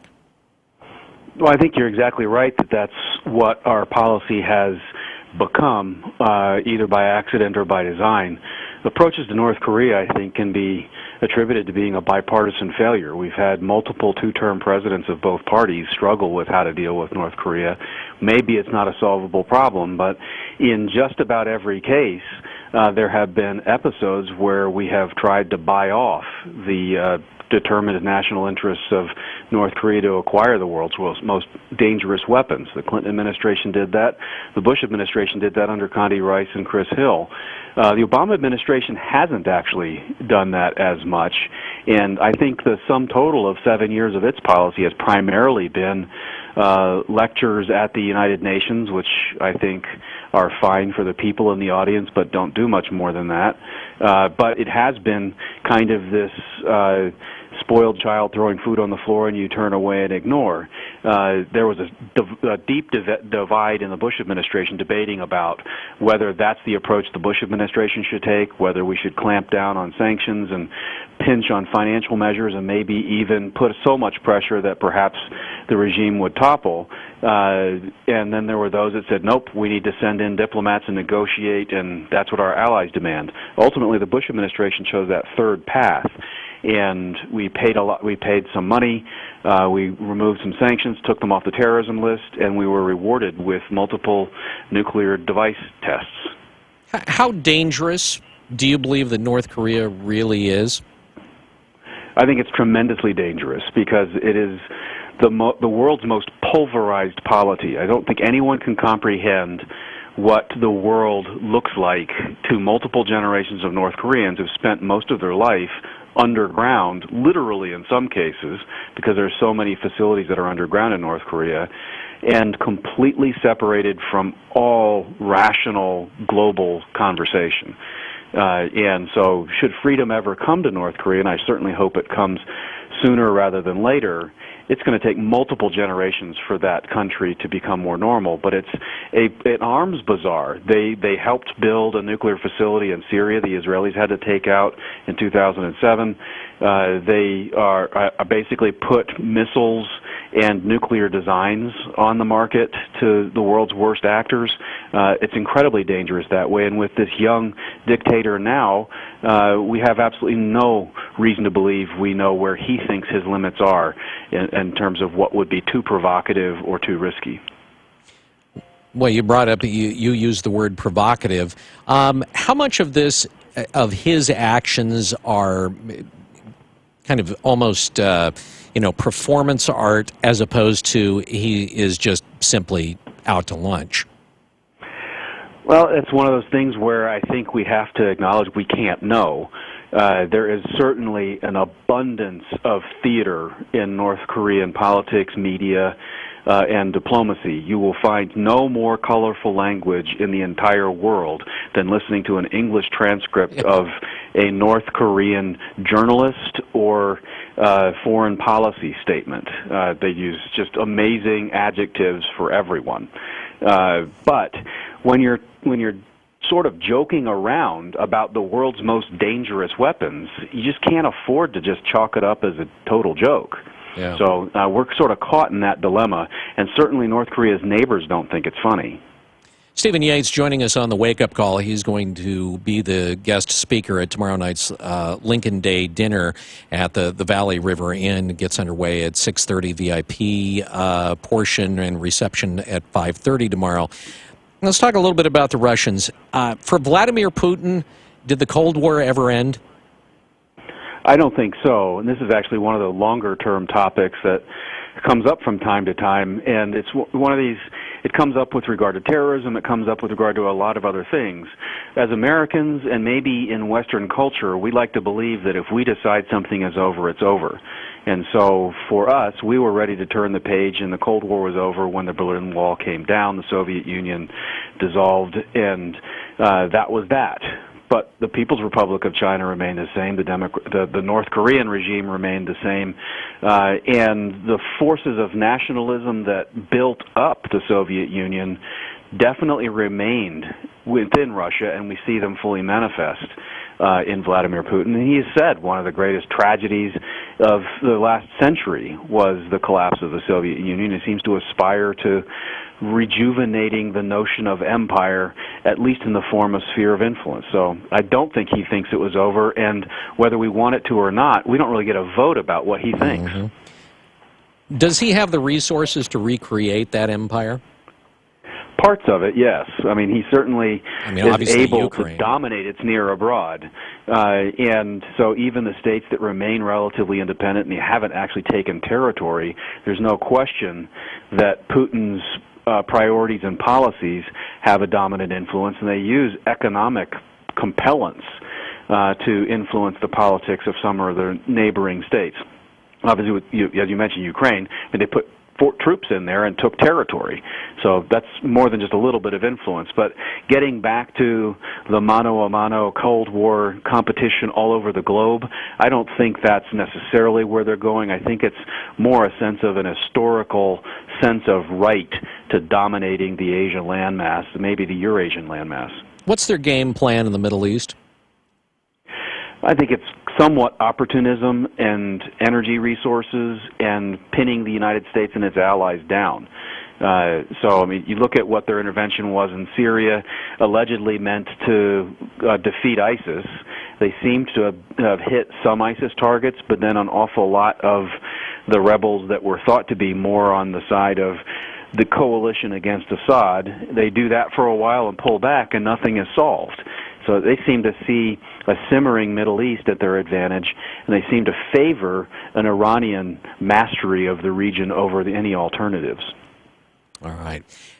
Looking forward to hearing you speak tomorrow night. Stephen Yates, former Deputy National Security Advisor to the White House for 4 years, 2001 to 2005, again at the Lincoln Day Dinner. Have a good trip out here to Oregon, and look forward to meeting you in person. Thanks so much. Look forward to it. Thanks. All right. You take care. By the way, if you want to get tickets to that, you can get tickets by going to lanegop.org. And the tickets are on sale there if you would like to have a chance to do the meet and greet or just hear him speak tomorrow night. It's going to be at the Valley River Inn. Again, things start at about 5:30, the meal at 6:30, and there's going to be kind of a Q&A afterwards. It is 7:55, News Radio, 1120 KPNW. Is it time to sell your house, and do you have work that needs to be done first, but you don't have the money? The bottom line is that when you improve your property, you get more money than other homeowners. Over the years, Harpole Real Estate with Keller Williams Realty understands this better than any other agent or company because they outsell all other agents. Eric, Jeanette, and their entire team will put up their own money to make sure you get the most out of your house. Their enhanced listing will help clean up, repair, and upgrade your home to get you in the best position to maximize your home sale. Everyone's situation is different, so call for a free no-pressure consultation, 541-286-3030. Unlike other agents, they offer flexible commissions and an exclusive enhanced listing, and you can cancel at any time. With agents in Lane, Douglas, and Lynn counties, call Harpole Real Estate, 541-286-3030, 541-286-3030, online at harpolehomes.com. Are you dying to get away from it all? Well, stop by Three Rivers Casino Resort because we can make your getaway dreams a reality. Now through April 16th, you can earn entries to win a dream vacation in our Choose Your Cruise giveaway. Cruise winners will be drawn every hour from 3 p.m. to 6 p.m. on Saturday, April 16th. Visit threeriverscasino.com to find out more. Then, we hope there ain't no mountain high enough to keep you from Three Rivers Casino Resort this May as we host the Supremes and the Drifters. Join us as we relive all your favorite classics on May 21st and 22nd in Florence. Tickets are only $14.99 and $19.99. Visit threeriverscasino.com to reserve your seats now. Come make some magic moments at Three Rivers Casino Resort because things are luckier here. I'm Gary Conley with today's Money Minute. Cash is trash is an old Wall Street saying. It means if you're a mutual fund manager or someone else running money for others, you can't afford to be less than fully invested, particularly in a bull market. That's because if you have even a little cash, you're not going to perform as well as your peers who are all in. So by holding some cash, you might risk losing your clients or at least part of their money to another manager. Plus, these guys measure down to 2 places to the right of the decimal point, meaning to the nearest 1/100% calculated each and every quarter. That puts a lot of pressure on them and causes some crazy outcomes and weird rationalizations. With this worldview, all performance is relative. So if you happen to be fully invested in a market that's going down and you don't do quite as badly as everyone else, then you've outperformed. You will find portfolio managers and companies actually bragging about producing smaller losses, as if that were a great achievement. Here's the nugget. However, last time I checked, while being down 9% is better than being down 13%, it's still a loss, leaving you with less money. But you don't have to play this nutty game. So for you, cash is definitely not trash. More soon. I'm Gary Conley. That's Fox News, fair and balanced. We report, you decide. On News Radio 1120 KPNW Eugene Springfield. Fox News Radio. I'm Dave Anthony. Hillary Clinton will address a union gathering in Pennsylvania in a few minutes, the morning after losing another primary to Bernie Sanders. The status quo is not working. We can do better. Sanders took Wisconsin, his 7th win in the last 8 Democrat contests, but Clinton still has a big delegate lead. Ted Cruz hopes Wisconsin turns the Republican race around. Fox's Jeff Manasso live in Milwaukee. Dave, Republican Ted Cruz won the state of Wisconsin by 58%, getting most of the state's delegates, with supporters telling us here at Cruz Victory headquarters that the win is a rallying cry to shake things up. Getting Washington out of the way is something that I'm kind of looking forward to. I think that people in New York and Pennsylvania will listen to this. Donald Trump releasing a statement blasting super PAC attacks on him here, but remains very confident in coming contests, especially on Trump turf in New York, where all the presidential candidates have already hit the ground running. Dave. Jeff, both Hillary Clinton and Bernie Sanders are saying they're glad drug maker Pfizer this morning canceled its $160 billion merger plan with Irish drug maker Allergan because of this. President Obama announced new rules from the Treasury Department to prevent U.S. companies that take over a smaller business in another country from filing their taxes overseas to get a tax break. It's called a corporate inversion. Fox's Jenny Cosola. The Justice Department is going to court to try to block another merger between Halliburton and oilfield services rival Baker Hughes, claiming that deal would reduce competition and raise prices. The price of oil is up today more than $1, back over $37 a barrel. The Dow's up 40 points. A 5-year-old Ohio girl who's losing her hearing and may go blind from a rare genetic disorder got her wish to meet the Pope today. Lizzie Meyer's father, Stephen, says what Pope Francis has done for her, if there's any chance for a miracle, it will be there. Fox News Radio, fair and balanced. This tip of the week brought to you by Neurospine Institute. You probably don't think about your neck much until it hurts. With stresses such as poor posture, tension, muscle strain, or injuries from accidents or sports, it's no wonder your neck is at risk for pain and injury. The physicians at Neurospine Institute can diagnose the cause of your neck problem through a physical exam and diagnostic tests. Then, they'll determine the best course of treatment for you through improved self-care, physical therapy and exercise, medication, or surgery. Are you living with chronic pain? The specialists at Neurospine Institute can diagnose the problem and develop a personalized treatment plan to address your symptoms. Their comprehensive services include clinical and surgical procedures, sports medicine, physical therapy, medical imaging, and pain management. Neurospine Institute's medical professionals will work closely with your primary care or referring physician to ensure that you receive the best care and treatment. They serve all of Western Oregon with 2 locations, the main campus in Eugene and their Roseburg clinic. Visit neurospinellc.com today and get your life back. Shifting winds in Oklahoma have pushed a large wildfire away from a manufacturing plant and a small town, but that fire is still burning out of control. There are also fires burning in Kansas. He's called the Vampire Killer for the brutal way he murdered a child, and he'll soon have his last meal in Texas. An execution is now just 8 hours away. Pablo Lucio Vasquez is set to die by lethal injection 18 years after he was convicted of murdering a 12-year-old boy by bashing him with a pipe, cutting his throat, and then drinking the child's blood.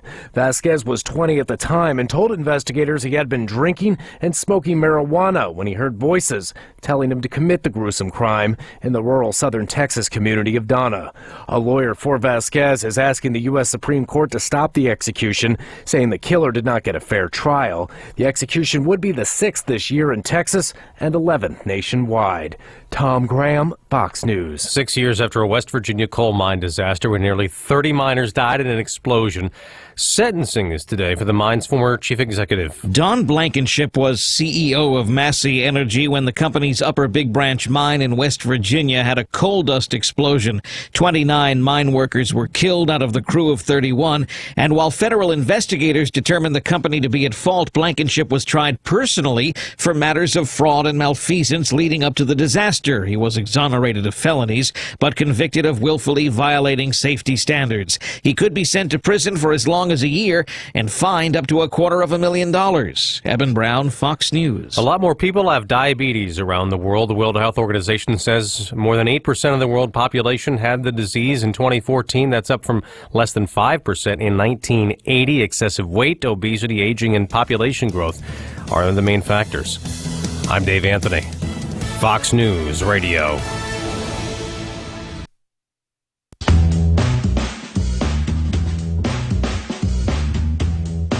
.805 News Radio 1120 KPNW on this Wild and Wacky Wednesday, April 6, 2016. Lots of sunshine, 76 to go along with it. Sunshine tomorrow, cloudy here and there, trying to cool things off, but having no success. 83 for the temperature high tomorrow, or even higher.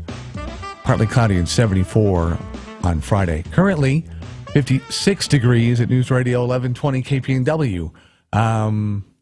Yeah. Lisa Will can't get enough of us. Just called us on the hotline.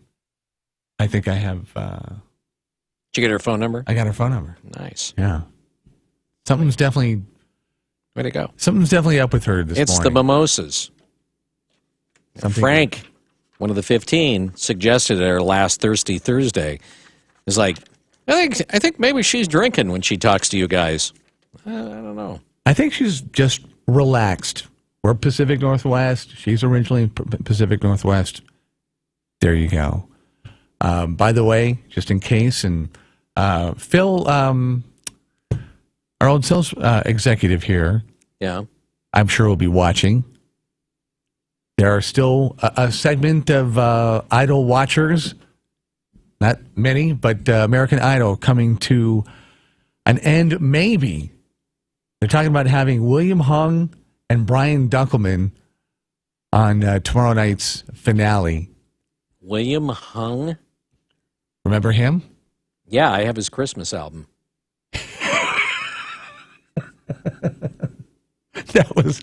That was out loud.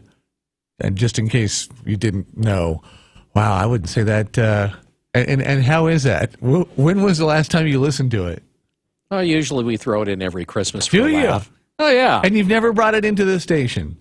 No. That's audio gold right there. I didn't realize you were a Hung fan. Well, I'm not, but I would think it would be fun to listen to, at least 20 seconds of it. Hold hoping, I guess, the world is hoping that he does She Bangs, which was like his big song. I'm telling you, of all the people that we had to deal with, and I'm talking about former athletes, current NBA stars, the biggest diva was William Hung. Because we had the Hornets, New Orleans Hornets, had him come for a sizable chunk. I couldn't believe they ponied up the cash. But he was the only person, to the point where he wouldn't leave. Like, he had to make sure that the limousine was at the curb before he departed and opened the door. Things like that. Had to have his rider was nutty. It's like, really? Of all the people that we're going to have, and it's this guy? You can't even really call him a has-been. Anyway, that being said, Simon Fuller, and this is just for the idolies out there. I haven't seen the show in years. Simon Fuller already talking about bringing the show back repackaged. So the end of American Idol, kind of, to get people to tune in. Okay. Anyway. If you say so. Speaking of which, the Eugene Concert Choir. Well, we pretty much have this whole hour dedicated to them after news, and we'll be talking about a very special event coming up, and we'll have some special music in studio too. They might be coming with music. Yeah, they've got an interesting program coming up about Alzheimer's, and the Oregon chapter of the Alzheimer's Association has partnered up with this. So it's going to be music, but with a message. Yeah, music with a message. I don't like saying that because I don't like the way that sounds, but yeah. All right. News as well. Stand by. It's 8:09. News Radio 1120 KPNW, live and local here in Eugene. It's the Wake Up Call. Ever had an Autobata experience? If that's not on your done list yet, head to Burrito Amigos, the friendly ones, and enjoy an out-of-body Autobata experience. Autobata is tender choice pork steak, marinated in Burrito Amigos special family red sauce, lightly grilled, and served in a burrito, taco, torta, or even in nachos. It's so good it'll make your tongue slap your brains out. Tempting, I know. So, have an Autobata experience for lunch or dinner with Burrito Amigos. If meat's not your thing, that's okay, because you can enjoy lunch from the vegetarian menu with treats like veggie tamales, wet veggie burritos, or maybe a bueno no cheese burrito. Burrito Amigos is a great place to start the day with a breakfast burrito in junior or honkin' size with your choice of chorizo, machaca, huevos rancheros, link sausage, or bacon. Breakfast couldn't be better. Burrito Amigos with 8 locations in Eugene and Springfield. Burrito Amigos, the friendly ones, and home of the Autobata experience. When it comes to windows, doors, and installation, Discount Windows has you covered. Discount Windows has thousands of premium overstock windows on site and the lowest prices on stock windows, like Ply Gem vinyl windows and patio doors. Discount Windows ensures a quick turnaround on custom orders, too. We provide professional, affordable installation. Highway 99 in Junction City, open 7 days a week. Discount Windows. We do windows, doors, and installation for less. CCB 180018. Building and home improvement supplies at garage sale prices. This weekend at the Lane County Fairgrounds, it's the Builder's Garage Sale. Located in the southwest corner, you'll find doors, windows, carpeting, tile, and lots more at garage sale prices. Saturday 9 to 5, Sunday 10 to 2. Bring your truck, trailer, or moving van because it's cash and carry only. Do-it-yourselfers and bargain hunters, don't miss it. A portion of the proceeds benefits the Veterans Housing Project. The Builder's Garage Sale is presented by CD Reynolds, NBC 16, and News Radio 1120 KPNW. Now, this morning's wake-up call with the latest news from the Northwest and your neighborhood. On News Radio 1120 KPNW. Good morning. This look at the news brought to you by Burrito Amigos, the friendly ones, featuring great breakfast burritos and fresh brewed, locally roasted coffee for a tasty start to your morning. Here's what's going on. Well, Texas Senator Ted Cruz defeated Donald Trump in Wisconsin's Republican presidential primary. Cruz says he now has the momentum to not only win the Republican nomination, but also beat Hillary Clinton. Tonight is a turning point. It is a rallying cry. It is a call from the hardworking men and women of Wisconsin to the people of America. We have a choice, a real choice. The national political terrain began to change 2 weeks ago. In the state of Utah, We won 69% of the vote, a landslide election.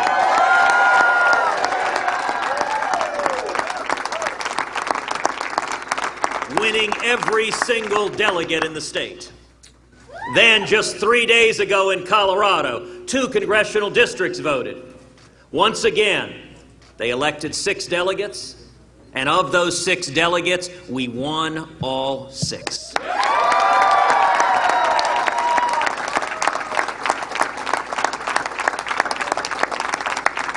And then 2 days ago in North Dakota, we had another tremendous win. They elected their delegates. Of the delegates who have specified their support, 18 are supporting our campaign. 1 is supporting Donald Trump. Vermont Senator and Democratic presidential candidate Bernie Sanders also won Wisconsin's Democratic primary. Sanders has made his opposition to Hillary Clinton's big money interests central to his campaign, and now he's trying to convince Democrats on the fence that he has momentum to win. Momentum is starting this campaign 11 months ago, and the media determining that we were a fringe candidacy. Momentum is starting the campaign 60 to 70 points behind Secretary Clinton. Momentum is that within the last couple of weeks, there have been national polls which have had us 1 point up or 1 point down.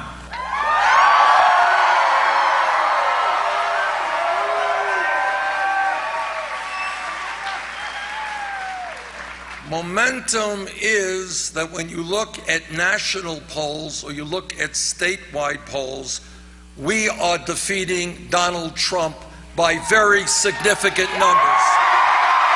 Hillary Clinton's supporters say that Sanders' win is meaningless as they continue to campaign in delegate-heavy states like New York and Pennsylvania.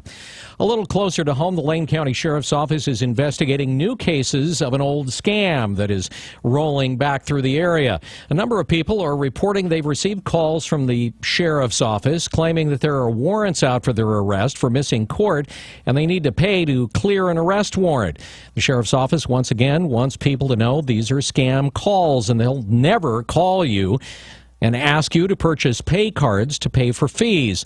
Also, the Sheriff's Office won't call you regarding a warrant.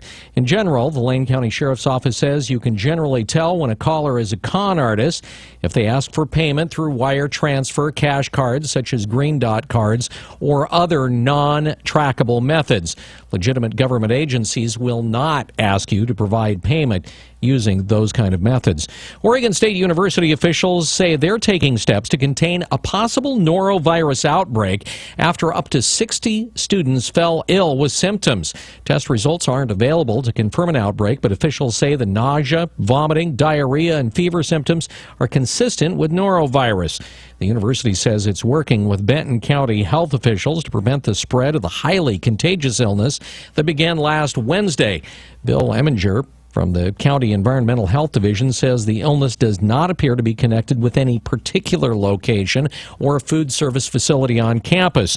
Most of the students affected have been residents of the dorms. OSU staff members are sanitizing work areas in the dorms and also the dining halls.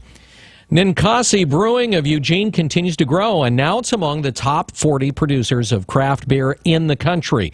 The Brewers Association, a trade group of independent craft brewers, released its annual list of rankings based on production volume, and Ninkasi landed in the 36th spot. Ninkasi's annual production in 2015 exceeded 100,000 barrels for the first time. That equates to a lot of beer, 3 million gallons in round terms. Other Eugene breweries making the top 100 include Oakshire Brewing and Hop Valley. As for Oregon brewers making the top 10, only one made it that high, Deschutes Brewing. It came in at number 8. New video reveals more about the traffic stop of militia members that happened after the shooting of Lavoy Finicum in northeast Oregon in January. Brad Ford reports. You want to shoot me? You shoot me. The video is from Ryan Bundy's phone. He's the brother of Ammon Bundy and was in the truck driven by Lavoy Finicum. He started recording moments after Finicum was shot and killed by police. They're shooting at us. They got lasers still on us. Lavoy got out. I think they've killed Lavoy. Officers fired less lethal and gas rounds at their pickup. Shooting more gas rounds. The gas is getting pretty thick in here. The gas eventually forced them out of the truck and they were taken into custody. They're awaiting trial on charges that include conspiracy to impede federal officers. Please don't shoot me. Brad Ford, KPNW. Oregon officials say candies, cookies, and beverages infused with the active ingredients in marijuana won't be available for recreational consumers for about another month or two. It became legal last week for recreational buyers age 21 or older to purchase low-dose edibles at medical marijuana dispensaries. But first, the state has to create rules for the sales at recreational facilities, including defining a low dose. The Oregon Health Authority's already started drafting the regulations, including packaging that doesn't make edibles look attractive to kids or infusing existing products like gummy bears with THC. Edible products like candies, lozenges, or cookies are already available to medical marijuana card holders in varying dosages. Well, distracted driving is at epidemic levels. A person is injured by a distracted driver about once every 3 hours, and 16% of fatal car accidents every year are caused by drivers eating, applying makeup, adjusting the stereo, or using their cell phone. Cell phone use remains the top distraction. 74% of those responding to a recent AAA survey admitted talking on cell phones, and 42% read texts or emails while in traffic. All those things are distraction to the one job that we should be doing when we're driving, and that's drive. Dave Thompson with the Oregon Department of Transportation says April is Distracted Driving Awareness Month, and ODOT is partnering with AAA, the Oregon State Police, and other agencies to focus the attention on the problem. Oregon State Police are stepping up patrols in 40 new unmarked vehicles, while a task force of partner agencies looks for long-term regulatory solutions.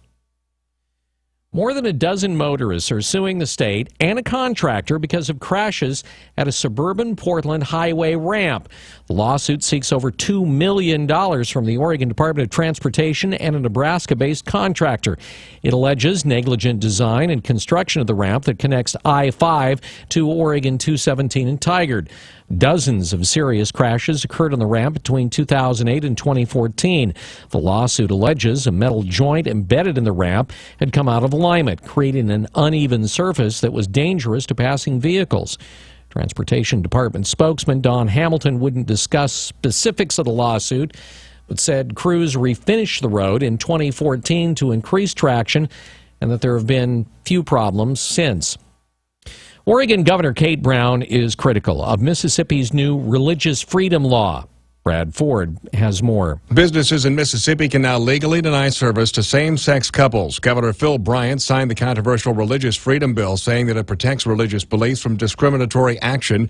Oregon Governor Kate Brown issued a statement saying it promotes hate and exclusion. She says that it creates a chilling effect that will impact every aspect of a person's life, including how they receive health care, housing, rent, employment, and education. She's asking Oregonians to voice their concerns and make a point to stand up to hate. Brad Ford, KPNW. The Lake Oswego High School softball team has filed a Title IX lawsuit against the district, claiming multiple discrepancies between the school's baseball team and the softball team when it comes to opportunities, benefits, and treatment.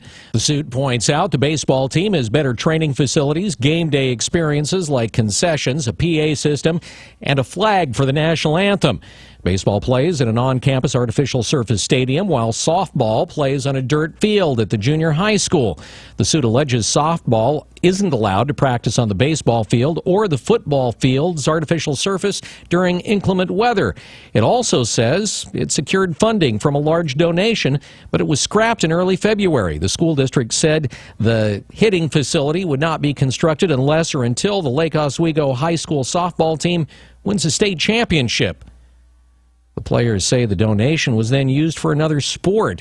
The baseball team has a trainer during all games, and the softball team says they weren't even provided a first aid kit. Despite increasing for the past month, Oregon's retail gas prices are the cheapest they've been to start the month of April since 2009, according to Oregon AAA. For the week, the national average for regular unleaded adds a penny to $2.05 a gallon. The Oregon average also gains a penny to $2.18, which is 54 cents less than a year ago, and it's the second largest yearly drop in the nation. Pump prices are expected to climb leading into the summer driving season, but AAA believes consumers will likely enjoy lower prices compared to recent years due to the overall abundance of supply and the lower price for crude oil. Retired soccer star Abby Wambach tried cocaine and marijuana while she was a member of the U.S. women's national soccer team. Brad Ford has more on what court documents from her DUI arrest reveal. Abby Wambach was supposed to be in court Tuesday to face charges for driving under the influence. She was stopped in Portland for running a red light over the weekend and arrested. She was not in court and represented by her attorney. Wambach had a speaking engagement Tuesday night in Kentucky. Oregon Live reports a court document shows she tried cocaine and marijuana a decade ago when she was a member of the U.S. women's national soccer team. Wambach retired from professional soccer last October. Brad Ford, KPNW. And a woman involved in a tax scheme in which she and 3 others filed false income tax returns to rack up more than $1 million in fraudulent funds has been sentenced to more than 3 years in prison. Tadanisha White was sentenced in federal court in Portland and ordered to pay nearly $627,000 in restitution to the IRS. She'd pleaded guilty to several charges, including conspiracy to file false claims and theft of government funds. White admitted to working with her accomplices to file nearly 230 false income tax returns and claim more than $1 million in the scheme. White's attorney had argued for a shorter sentence of 2 years, saying his client needs to get treatment for a pill addiction. This Look at the News has been brought to you by Burrito Amigos, the friendly ones. You're up to date from KPNW. Wake Up Call Sports on News Radio 1120 KPNW. Kind of hard to follow the men's championship game, but the women, that's what they had their task last night, the title game. And as expected, the UConn Huskies take their 4th consecutive championship, easily and decisively winning 82-51 over Syracuse. 4-time most outstanding player Breanna Stewart won her 4th straight title, helped her coach Gino Auriemma win his 11th, and in so doing propelling him past UCLA great John Wooden for the most Division I titles. Stewart talks about the game plan going into the game. You know, we talked about it yesterday. We wanted to all come out and just have great games and finish things off the way we started. And to play with these guys is unbelievable. I think they deserve a lot more credit than they get. And the coach Auriemma talks about their game plan throughout the season. This year should be like a Roman campaign. You know, we should just walk into every building, and then when we're done, you know, just sum it up in 3 words. You know, and now there are no more places to conquer, so we're done. Next year, pretty much up for anybody, but a great body of work for UConn. NBA, the Golden State Warriors season just got very interesting. Their challenge of breaking Chicago's win record now slightly in jeopardy. They lost at home to the Minnesota Timberwolves in OT 124-117. Now the pressure, they have to win every single one of their final 4 games to reach 73. The pressure, they play San Antonio twice and the decent Grizzlies twice. Blazers beat Sacramento there 115-107. Wake Up Call Sports, live and local, brought to you by Max Muscle, the authority in sports nutrition since 1991. Across Franklin from Market of Choice in Eugene, news time 8:26. KPNW weather, brought to you by Ramjack West. Do you have foundation problems? Ramjack can fix that. Get your free quote at ramjackwest.com. Good morning. We're tracking an extremely powerful pocket of high pressure set to move in this afternoon that will dominate over the next 48 hours, bringing the temps up almost 20 full degrees. But if you're headed out the door in the next few minutes, we're looking at mostly clear skies. Temps right now are in the upper 30s to low 40s with light winds out of the north at 5 to 10. That same pocket of high pressure this afternoon will shoot the highs into the upper 70s to low 80s out there. We'll see mostly clear skies, and winds will pick up out of the northeast at 5 to 15 with a few gusts up to 25. But the strongest of all will be on Thursday, where the high dominates, shooting the temps into the mid-80s, if not a couple of low 90s along the valley. I'm Chief Meteorologist Chris Nation in the NBC 16 Weather Center, hoping you enjoy the fantastic and warm weather over the next few days as the high pressure will start to pull away Friday afternoon. This winter, we received more rainfall than in the past 75 years. Severe weather can cause damage to your home's foundation. Ramjack can fix that. Get your free in-home evaluation at ramjackwest.com. CCB 146906. Built for business. Waiting. No one enjoys it. With Comcast Business, you can do less of it. Because Comcast Business Internet is up to 5 times faster than DSL from the phone company, which means less waiting for things like security backups and file downloads. Plus, it's a better value when you select the fastest plan. So do what nearly 1,000 businesses do every day and choose Comcast Business. Unless you'd prefer to wait. Switch to Comcast Business Internet. Then add 1 voice line and TV for just $34.90 a month for 2 years. And ask about their low price guarantee. Call 800-501-6000 or visit ComcastBusiness.com. That's 800-501-6000. Comcast Business. Built for business. Offer ends 5/31/16. Restrictions apply. Equipment, taxes, and fees, including broadcast TV fee extra. Compares Comcast 100 megabits per second and 20 megabits per second DSL downloads. I'm not a bodybuilder. I am not an athlete. I'm not into health clubs. I do not eat junk food. I am not a young man anymore. I am exercising daily. I am feeling great. I am loving life. I am Max Muscle. Max Muscle Sports Nutrition, Franklin Boulevard, Eugene.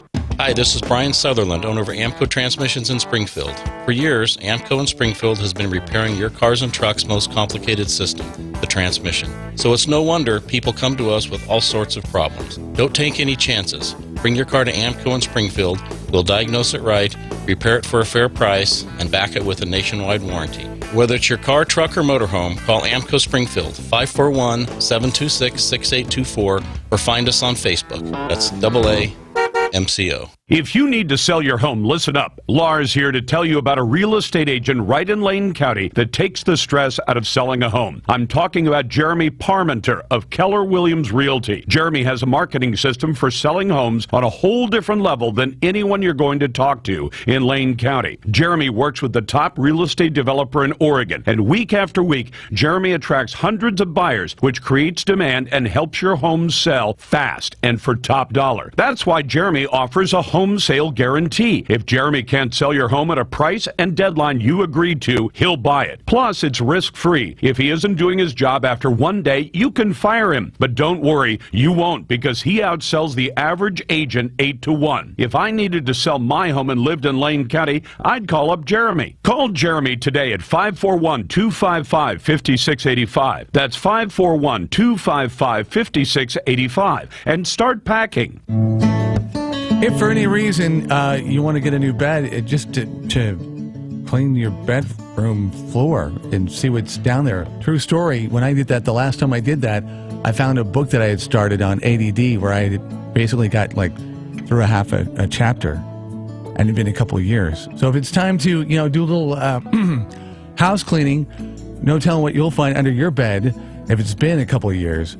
What you will find with the new bed as it comes in and the crew from Sleep Train brings it in, great relaxation and technology. I know, it doesn't really mix. You think technology and a mattress?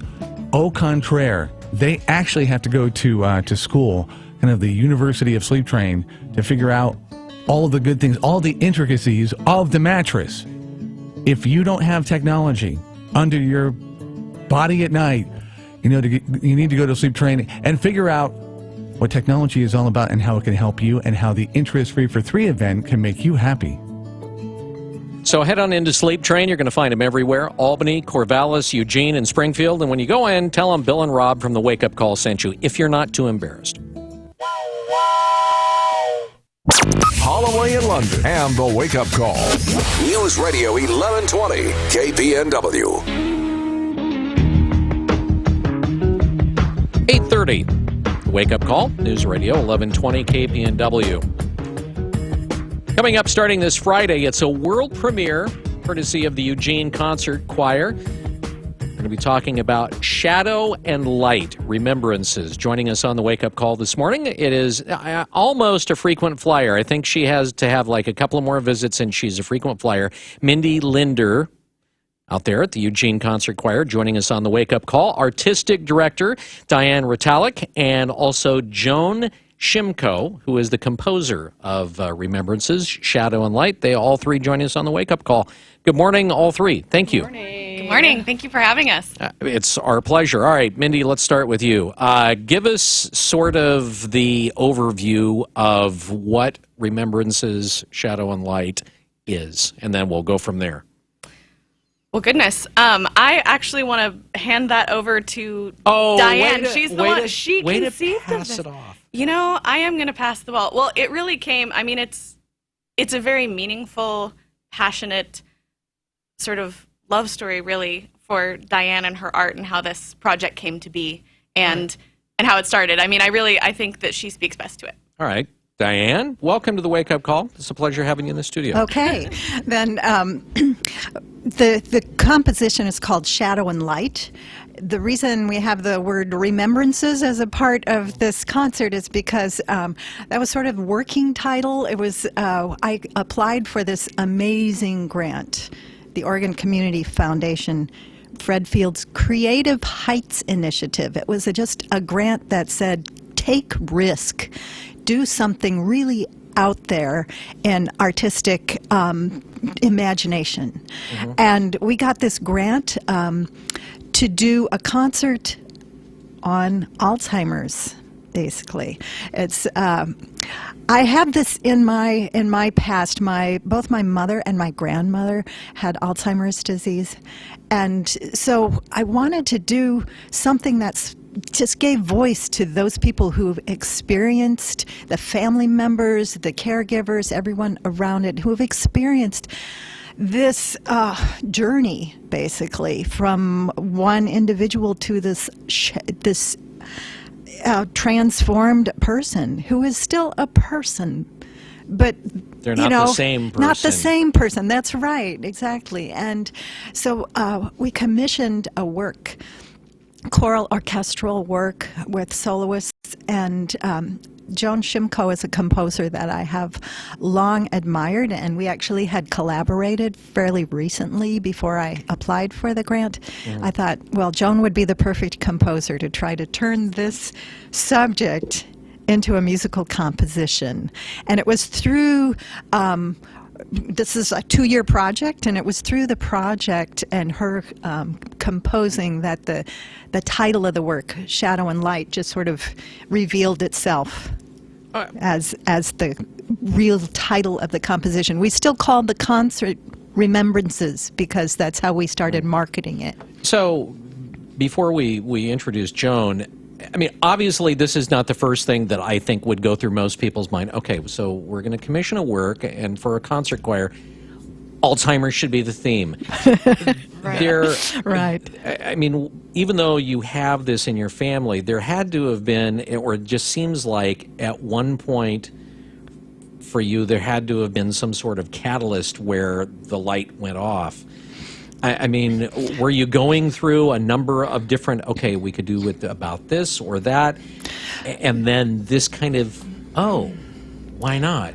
Well, I often collaborate with the community, with community arts organizations, and we've done things for other social organizations. I had a board member who had been on the board of an Alzheimer's chapter, and at one point we just kind of talked about maybe we could do something together, but it was too soon for me. It was too raw. You know, it had to be at least 4 years after my mother passed away that I was able to even think about expressing this in any way in a concert. But that it had been in my mind for quite some years. And then when this grant opportunity came up, take a risk. Well, what bigger risk could we take than to do a concert that it actually, you know, I'm saying Alzheimer's because people grab onto that word. They know exactly. But I just thought memory loss, any forms of dementia, traumatic brain injury, anything that transforms someone from the person that you've known for years to someone who is changing in ways that are kind of unimaginable to you, and eventually they may not even know you. Diane, how deeply cathartic was that?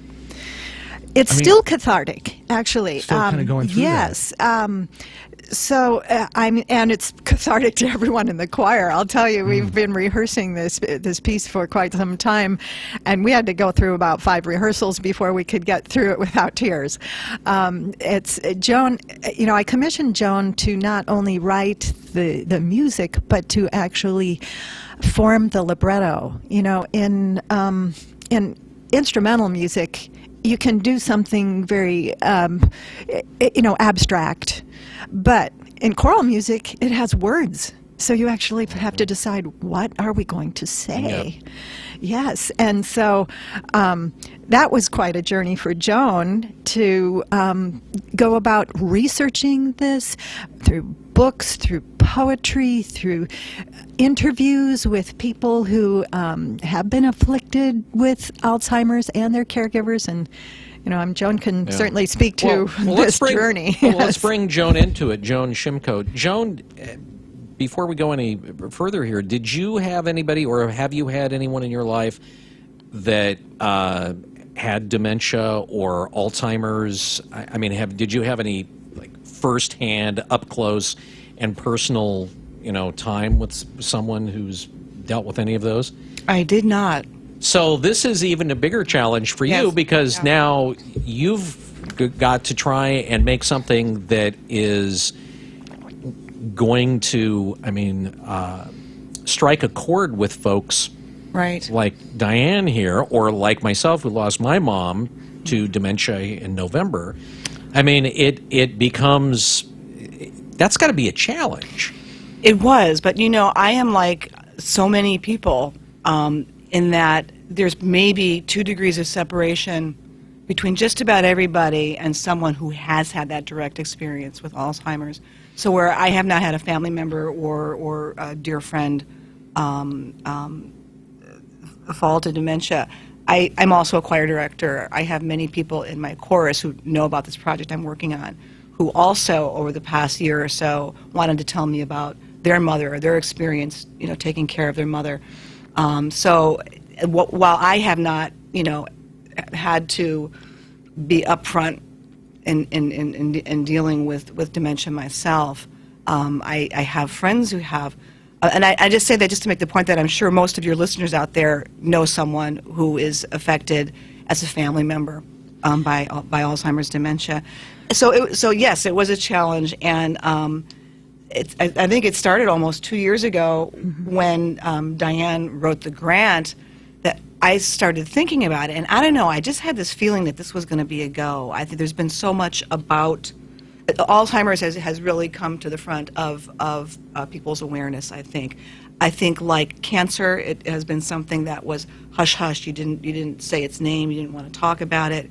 And it's now coming to the fore, and a lot more people are talking about it. And I just thought it's time for something like this. And so I started actually reading about this, a couple years ago, but really 2 years ago, this coming fall, just dove into reading both from a scientific perspective, what is the disease, what is actually going on in the brain, memoirs, many memoirs, many kind of, I guess you'd call them social work treatises or books on how best to care for people with Alzheimer's. And then, as Diane mentioned, as I got further along in my research, talking, because I have not had direct experience, talking with people who had, both in the Portland area, I live in Portland, and I came down to Eugene and had a couple of just very kind of game-changing interviews for me that really helped me focus what the piece was going to be about. Because I'm primarily a composer of choral music, so I'm dealing with words all the time, and words inspire me. And so I really can't get going until I know what I'm going to be, what texts I'm going to be setting. And so it became really clear to me that this was not going to be about the disease, because as Diane was saying, music can be very abstract. I have a whole orchestra to play with, There's all these colors that you could create that you don't do with just a chorus. So I was having all these ideas about, and it just became really quite simply that this piece was going to give voice to people with Alzheimer's and their caregivers, because it's a very stigmatizing and isolating, as I'm sure you know, disease, and there's so much loss involved, and I will never forget. It was an interview with a woman who was in early stage Alzheimer's. I was talking with her and with her husband, and you can just feel the tension between because the husband was just totally stressed out, right? And he's trying to, kind of speak for her at times, and she was like, she was very present. But one thing she said that was so startling to me, I was asking her about dealing with the loss, all the losses, and I was talking about, primarily what everyone thinks about with dementia, memory, losing memory. And she said, she sat there and she said, friends, that people don't realize that people go away. People who have been your colleagues and friends who know you as you, when they start confronting you as this person who's going through these changes, they get very uncomfortable. It frightens them. They don't know what to do, how to deal with it, and they go away. They don't come around. And then as caregivers become more involved and they start dealing with a lot more stresses in their lives, it's also harder. So it becomes this very isolating, stigmatizing thing. So I'm as you can tell, I'm rather passionate about this, because what I do, and I think maybe what Diane heard in my music, I mean, as a choral composer, I always seek to kind of open the heart of compassion, because I think music has that ability. I mean, choral music has words, but when you combine words with music, it's a very powerful thing. So yes, it was a challenge on a lot of levels, and well worth it. And this week has been so exciting because we're in rehearsal now, and everything's coming together. Joining us on the Wake Up Call this morning, Mindy Linder. She's with the Eugene Concert Choir and has said very little. Joan Shimko, the composer of Shadow and Light, and of course Diane Ritalik, the artistic director of the Eugene Concert Choir. We're going to talk a little bit more about the performances that are coming up starting Friday here on the Wake Up Call, where currently it is 8:42. The Bloomberg Market Report, sponsored by Pacific Continental Bank, serving your business and community in Eugene for over 40 years. This is a Bloomberg Market Minute. Stocks are following oil higher. You had fuel stocks within the United States fall more than expected. That's leading the oil and gas complex higher for the day. Chad Morganlander, portfolio manager at Stifel. Crude futures are up 4.5% to $37.50 a barrel. A slowdown in the global art market has Christie's shrinking its footprint. The auction house says it's closing its offices in Boston, Philadelphia, and Palm Beach, and that all its East Coast business will be handled out of its New York office. Christie's is still looking to expand, though, in the West and Midwest. It'll be a while before it's fully implemented, but Walmart has now joined the movement toward eggs from cage-free hens. The company's more than 5,000 U.S. stores will sell only cage-free eggs by 2025. The company says it will require egg suppliers to adopt an industry standard for the treatment of hens. I'm Adrienne Mitchell, Bloomberg Radio. Pacific Continental Bank is proud to call the Eugene Springfield area home for more than 40 years. As your local banker, partner, and neighbor, we are committed to the health and sustainability of your business and our community. We know it takes more than a loan or deposit to help you succeed. It takes people who know you, your business, and your community. Who says we can't be more than a bank? Pacific Continental Bank, the right bank. Learn more at therightbank.com. Member FDIC. Shopping for your next grill at Midgley's is easy and convenient. Unlike home improvement stores, a walk across Midgley's doesn't require a relay baton. We know all about grills, too. Just don't ask us about sandpaper or toilet seats. And you don't need to remember where you parked. Our customer-friendly lot is directly behind our store. Get your next grill at Midgley's. We're at 7th and Chambers in Eugene. Midgley's. Anywhere else and you're just playing with fire. CCB 1 406-1946. Brad's Car Tunes in Springfield has arrived. The same great car, ATV, and marine audio hub in Eugene has come to Springfield. Brad's Car Tunes is the place to go for speakers, head units, subs, amplifiers, DVD players, and security systems. Professional custom installs on site. Brad's Car Tunes, 7th and Blair in Eugene and 38th and Main in Springfield. Stay tuned.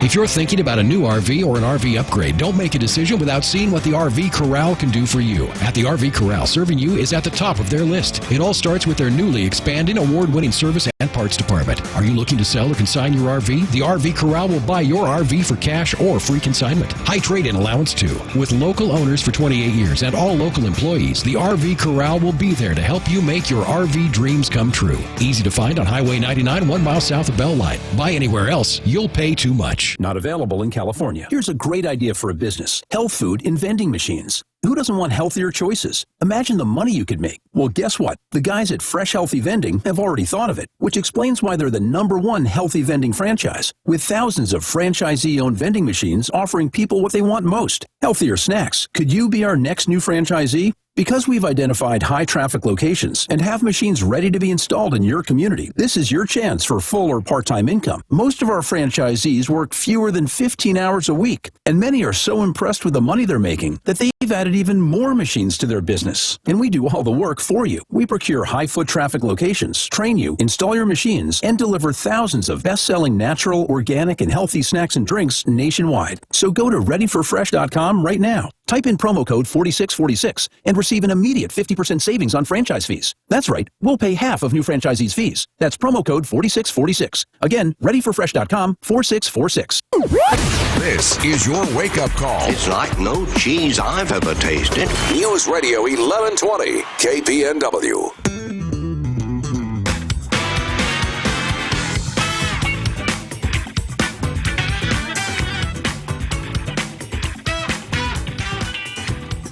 News Radio 1120 KPNW. Thanks for being with us this morning as we're getting into the last couple of minutes of the show. Coming up, the Eugene Concert Choir, the world premiere of Shadow and Light. It's a new composition by Joan Shimko. Kind of, I guess you would say, the artistic director, Diane Ritalik, sort of her original brainchild. Mindy Linder also joining us this morning. And we were talking about off the air and Joan, the composer, we were talking off the air about, you know, you have all of this input from all of these different sources, clinical and otherwise, and going through a couple of years of collecting the stories, the anecdotes, the poetry, the clinical writings, talking to doctors, and then you get to the point where you have to just boil all of this stuff down and put it into an artistic form, and the difficulty of that. And I love the fact that you're talk about some of the things in the libretto that were included in it. I mean, Sure. It's pretty cool. Sure, I'd be happy to. Well, the piece begins with an Emily Dickinson poem, and it's really, well, before I go into depth in that, I want to say that Alzheimer, there is no, we had a panel discussion at Oregon Theater about how there is no one, Alzheimer's manifests differently in every single person. Yeah. But there are some universal themes, and that's what I was trying to get at. So this first poem is that idea of something is not quite right with me. And it's an Emily Dickinson poem. I felt a cleaving in my mind as if my brain had split. I tried to match it, but couldn't make them fit. The thought behind I strove to join into the thought before, but sequence raveled out of reach like balls upon a floor. And it's a rather stark, setting, and it just, something is not right. And then it goes into actually a tango. There is no one musical style in this piece. I really write to text and however the text wants to manifest. And I would like to say something about that. I mean, the music is totally accessible. Yes. I mean, there are parts that feel, and this is actually a tango, a tangled tango it is. And then there's, it's just like hymn-like, chorale-like music. It is, people hear world premiere new work, oh, it's going to be something really really strange and Atonal dissonant and weird everything. and- Avant-garde. No, No, it it's is not just avant-garde. lovely, beautiful, gorgeous music. And You start off with Emily Dickinson, and then you end with Corinthians. Yes. yes. Yes. So in between, and there were some gaps Keep in mind, and the reason I said that is because we are like real great. short on time. I will. So the Corinthians text that ends it. The Corinthians text that ends it is everybody can just love bears all things. Love bears all things. This is the most and challenging. Believes all things and endures all things. Love never fails, and that's how the piece ends. In between, there are short, beautiful poems from people who've taken care of their loved ones. I think one in particular, and I know this is one of Diane's favorites, is "You know you love me, but you can't recall my name, so we just hold hands." Wow, no kidding. As far as getting tickets and the like, where is it going to be performed, and everything like that? Let's get into that. Mindy, we get to bring you in. The premiere is coming up this Friday. Starts at 7:30, but you've got a little kind of I don't like to call it a pre-talk as much as kind of a meet and greet with the composer and a discussion. When is that going to be and where? Yeah, so you can come and speak with Joan yourself and enjoy a pre-concert talk or conversation from 6:45 to 7:15 before the concert, so you can hear more about what we talked on the air today and about the creation of the piece. Then the concert's at 7:30, and that's at Bell Concert Hall on the University of Oregon campus. Tickets can be purchased at the Holt Center website or at the Holt Center box office at 541-682-5000. You can also visit our website, eugeneconcertchoir.org. And we have another concert also on Sunday. It's a matinee at 2:30 p.m. and the pre-talk with Joan will be 1:45 to 2:15. And I also want to say, so it's a full experience. You get to engage with the composer. You get to experience the world premiere of this work, literally the first time anyone's heard this music.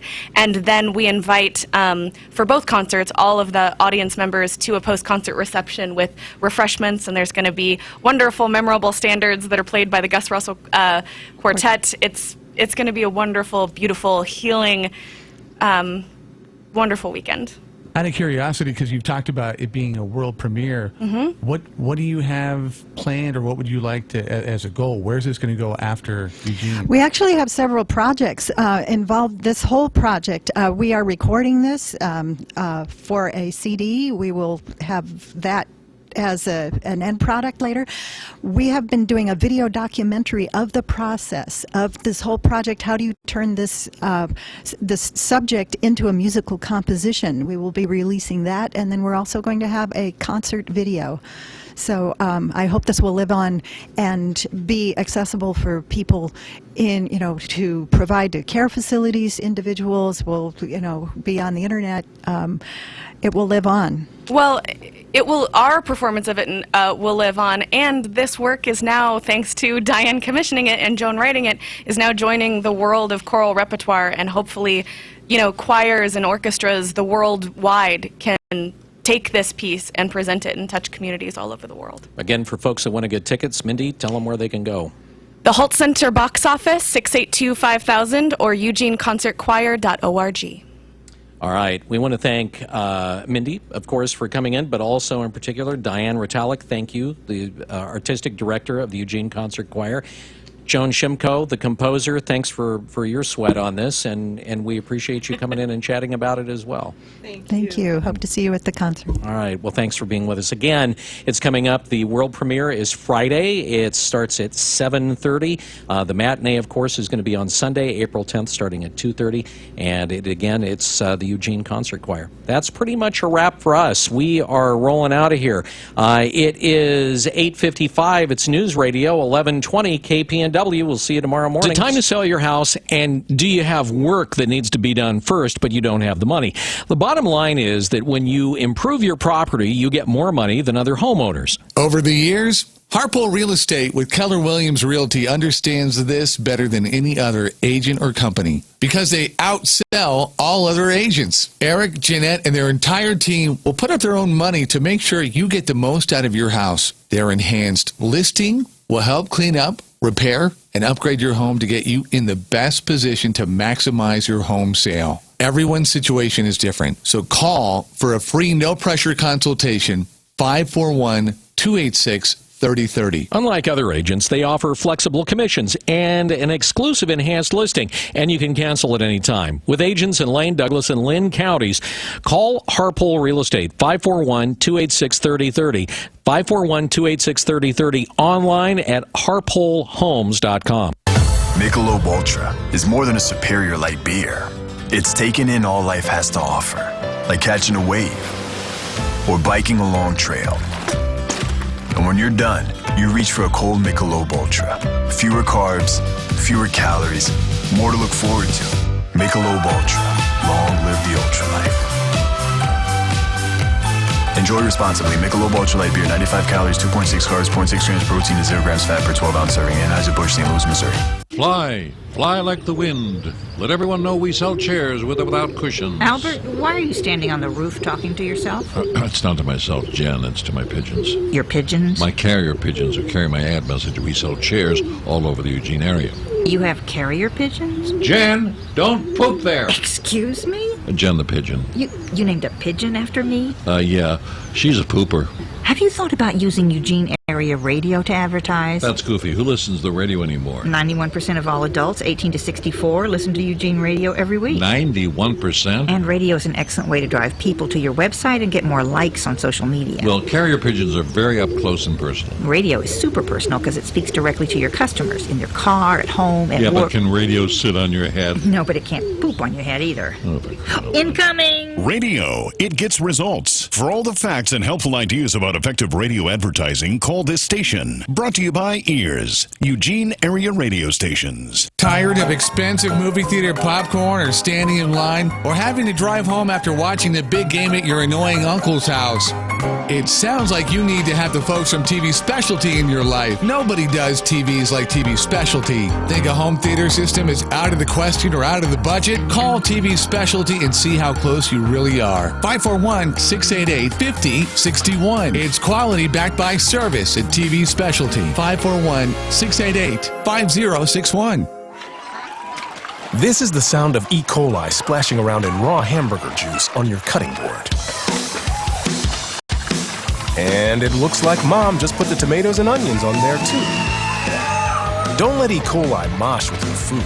An estimated 3,000 Americans die from a foodborne illness each year. So always separate raw meat from vegetables on 2 cutting boards. Keep your family safe at foodsafety.gov. Brought to you by the USDA, HHS, and the Ad Council. News Radio 1120 KPNW, Eugene, Springfield. Fox News Radio, I'm Lisa Brady. The terror attack in Brussels raising more questions about airport security in the U.S. The head of the TSA is on Capitol Hill, where Fox Radio's Jared Halpern is live. And TSA Administrator Peter Neffinger was at the Brussels airport the day of last month's attack. We arrived right as the bombs detonated. Telling a Senate panel today, preventing a similar attack here comes down to intelligence. So it really begins with an assessment of what we think the current threats are, who the potential groups are that would deliver those threats. The TSA has faced criticism for vulnerabilities. Neffinger says airports are reducing access points for employees, and he supports additional vetting of airport workers with security clearance. Lisa. Thanks, Jared. A wave of controversy over offshore accounts continues to sweep Europe. Fox Radio's Simon Owen live in London. Lisa, the focus at first was world leaders, but today it's also sport. Police in Switzerland raiding the offices of soccer's European governing body in connection with a TV contract that's turned up in the leak of documents from a law firm in Panama. This document signed by the man who's now in charge of world soccer, charged with cleaning up the sport's reputation. Gianni Infantino denies any wrongdoing. Meanwhile, here in London, the British Prime Minister's office clarifying David Cameron's tax arrangements, saying he does not and will not benefit from any offshore cash. Cameron's late father is mentioned in the Panama files. Lisa? Thanks, Simon. Hillary Clinton at a labor convention. It is absolutely great to be here in Philadelphia. After losing Wisconsin to Bernie Sanders, he's also in Pennsylvania today, while last night's Republican winner, Ted Cruz, and Donald Trump campaign in New York. Ohio Governor John Kasich is home for his State of the State speech tonight. Meantime, Ohio Senator Rob Portman is hosting a Washington meeting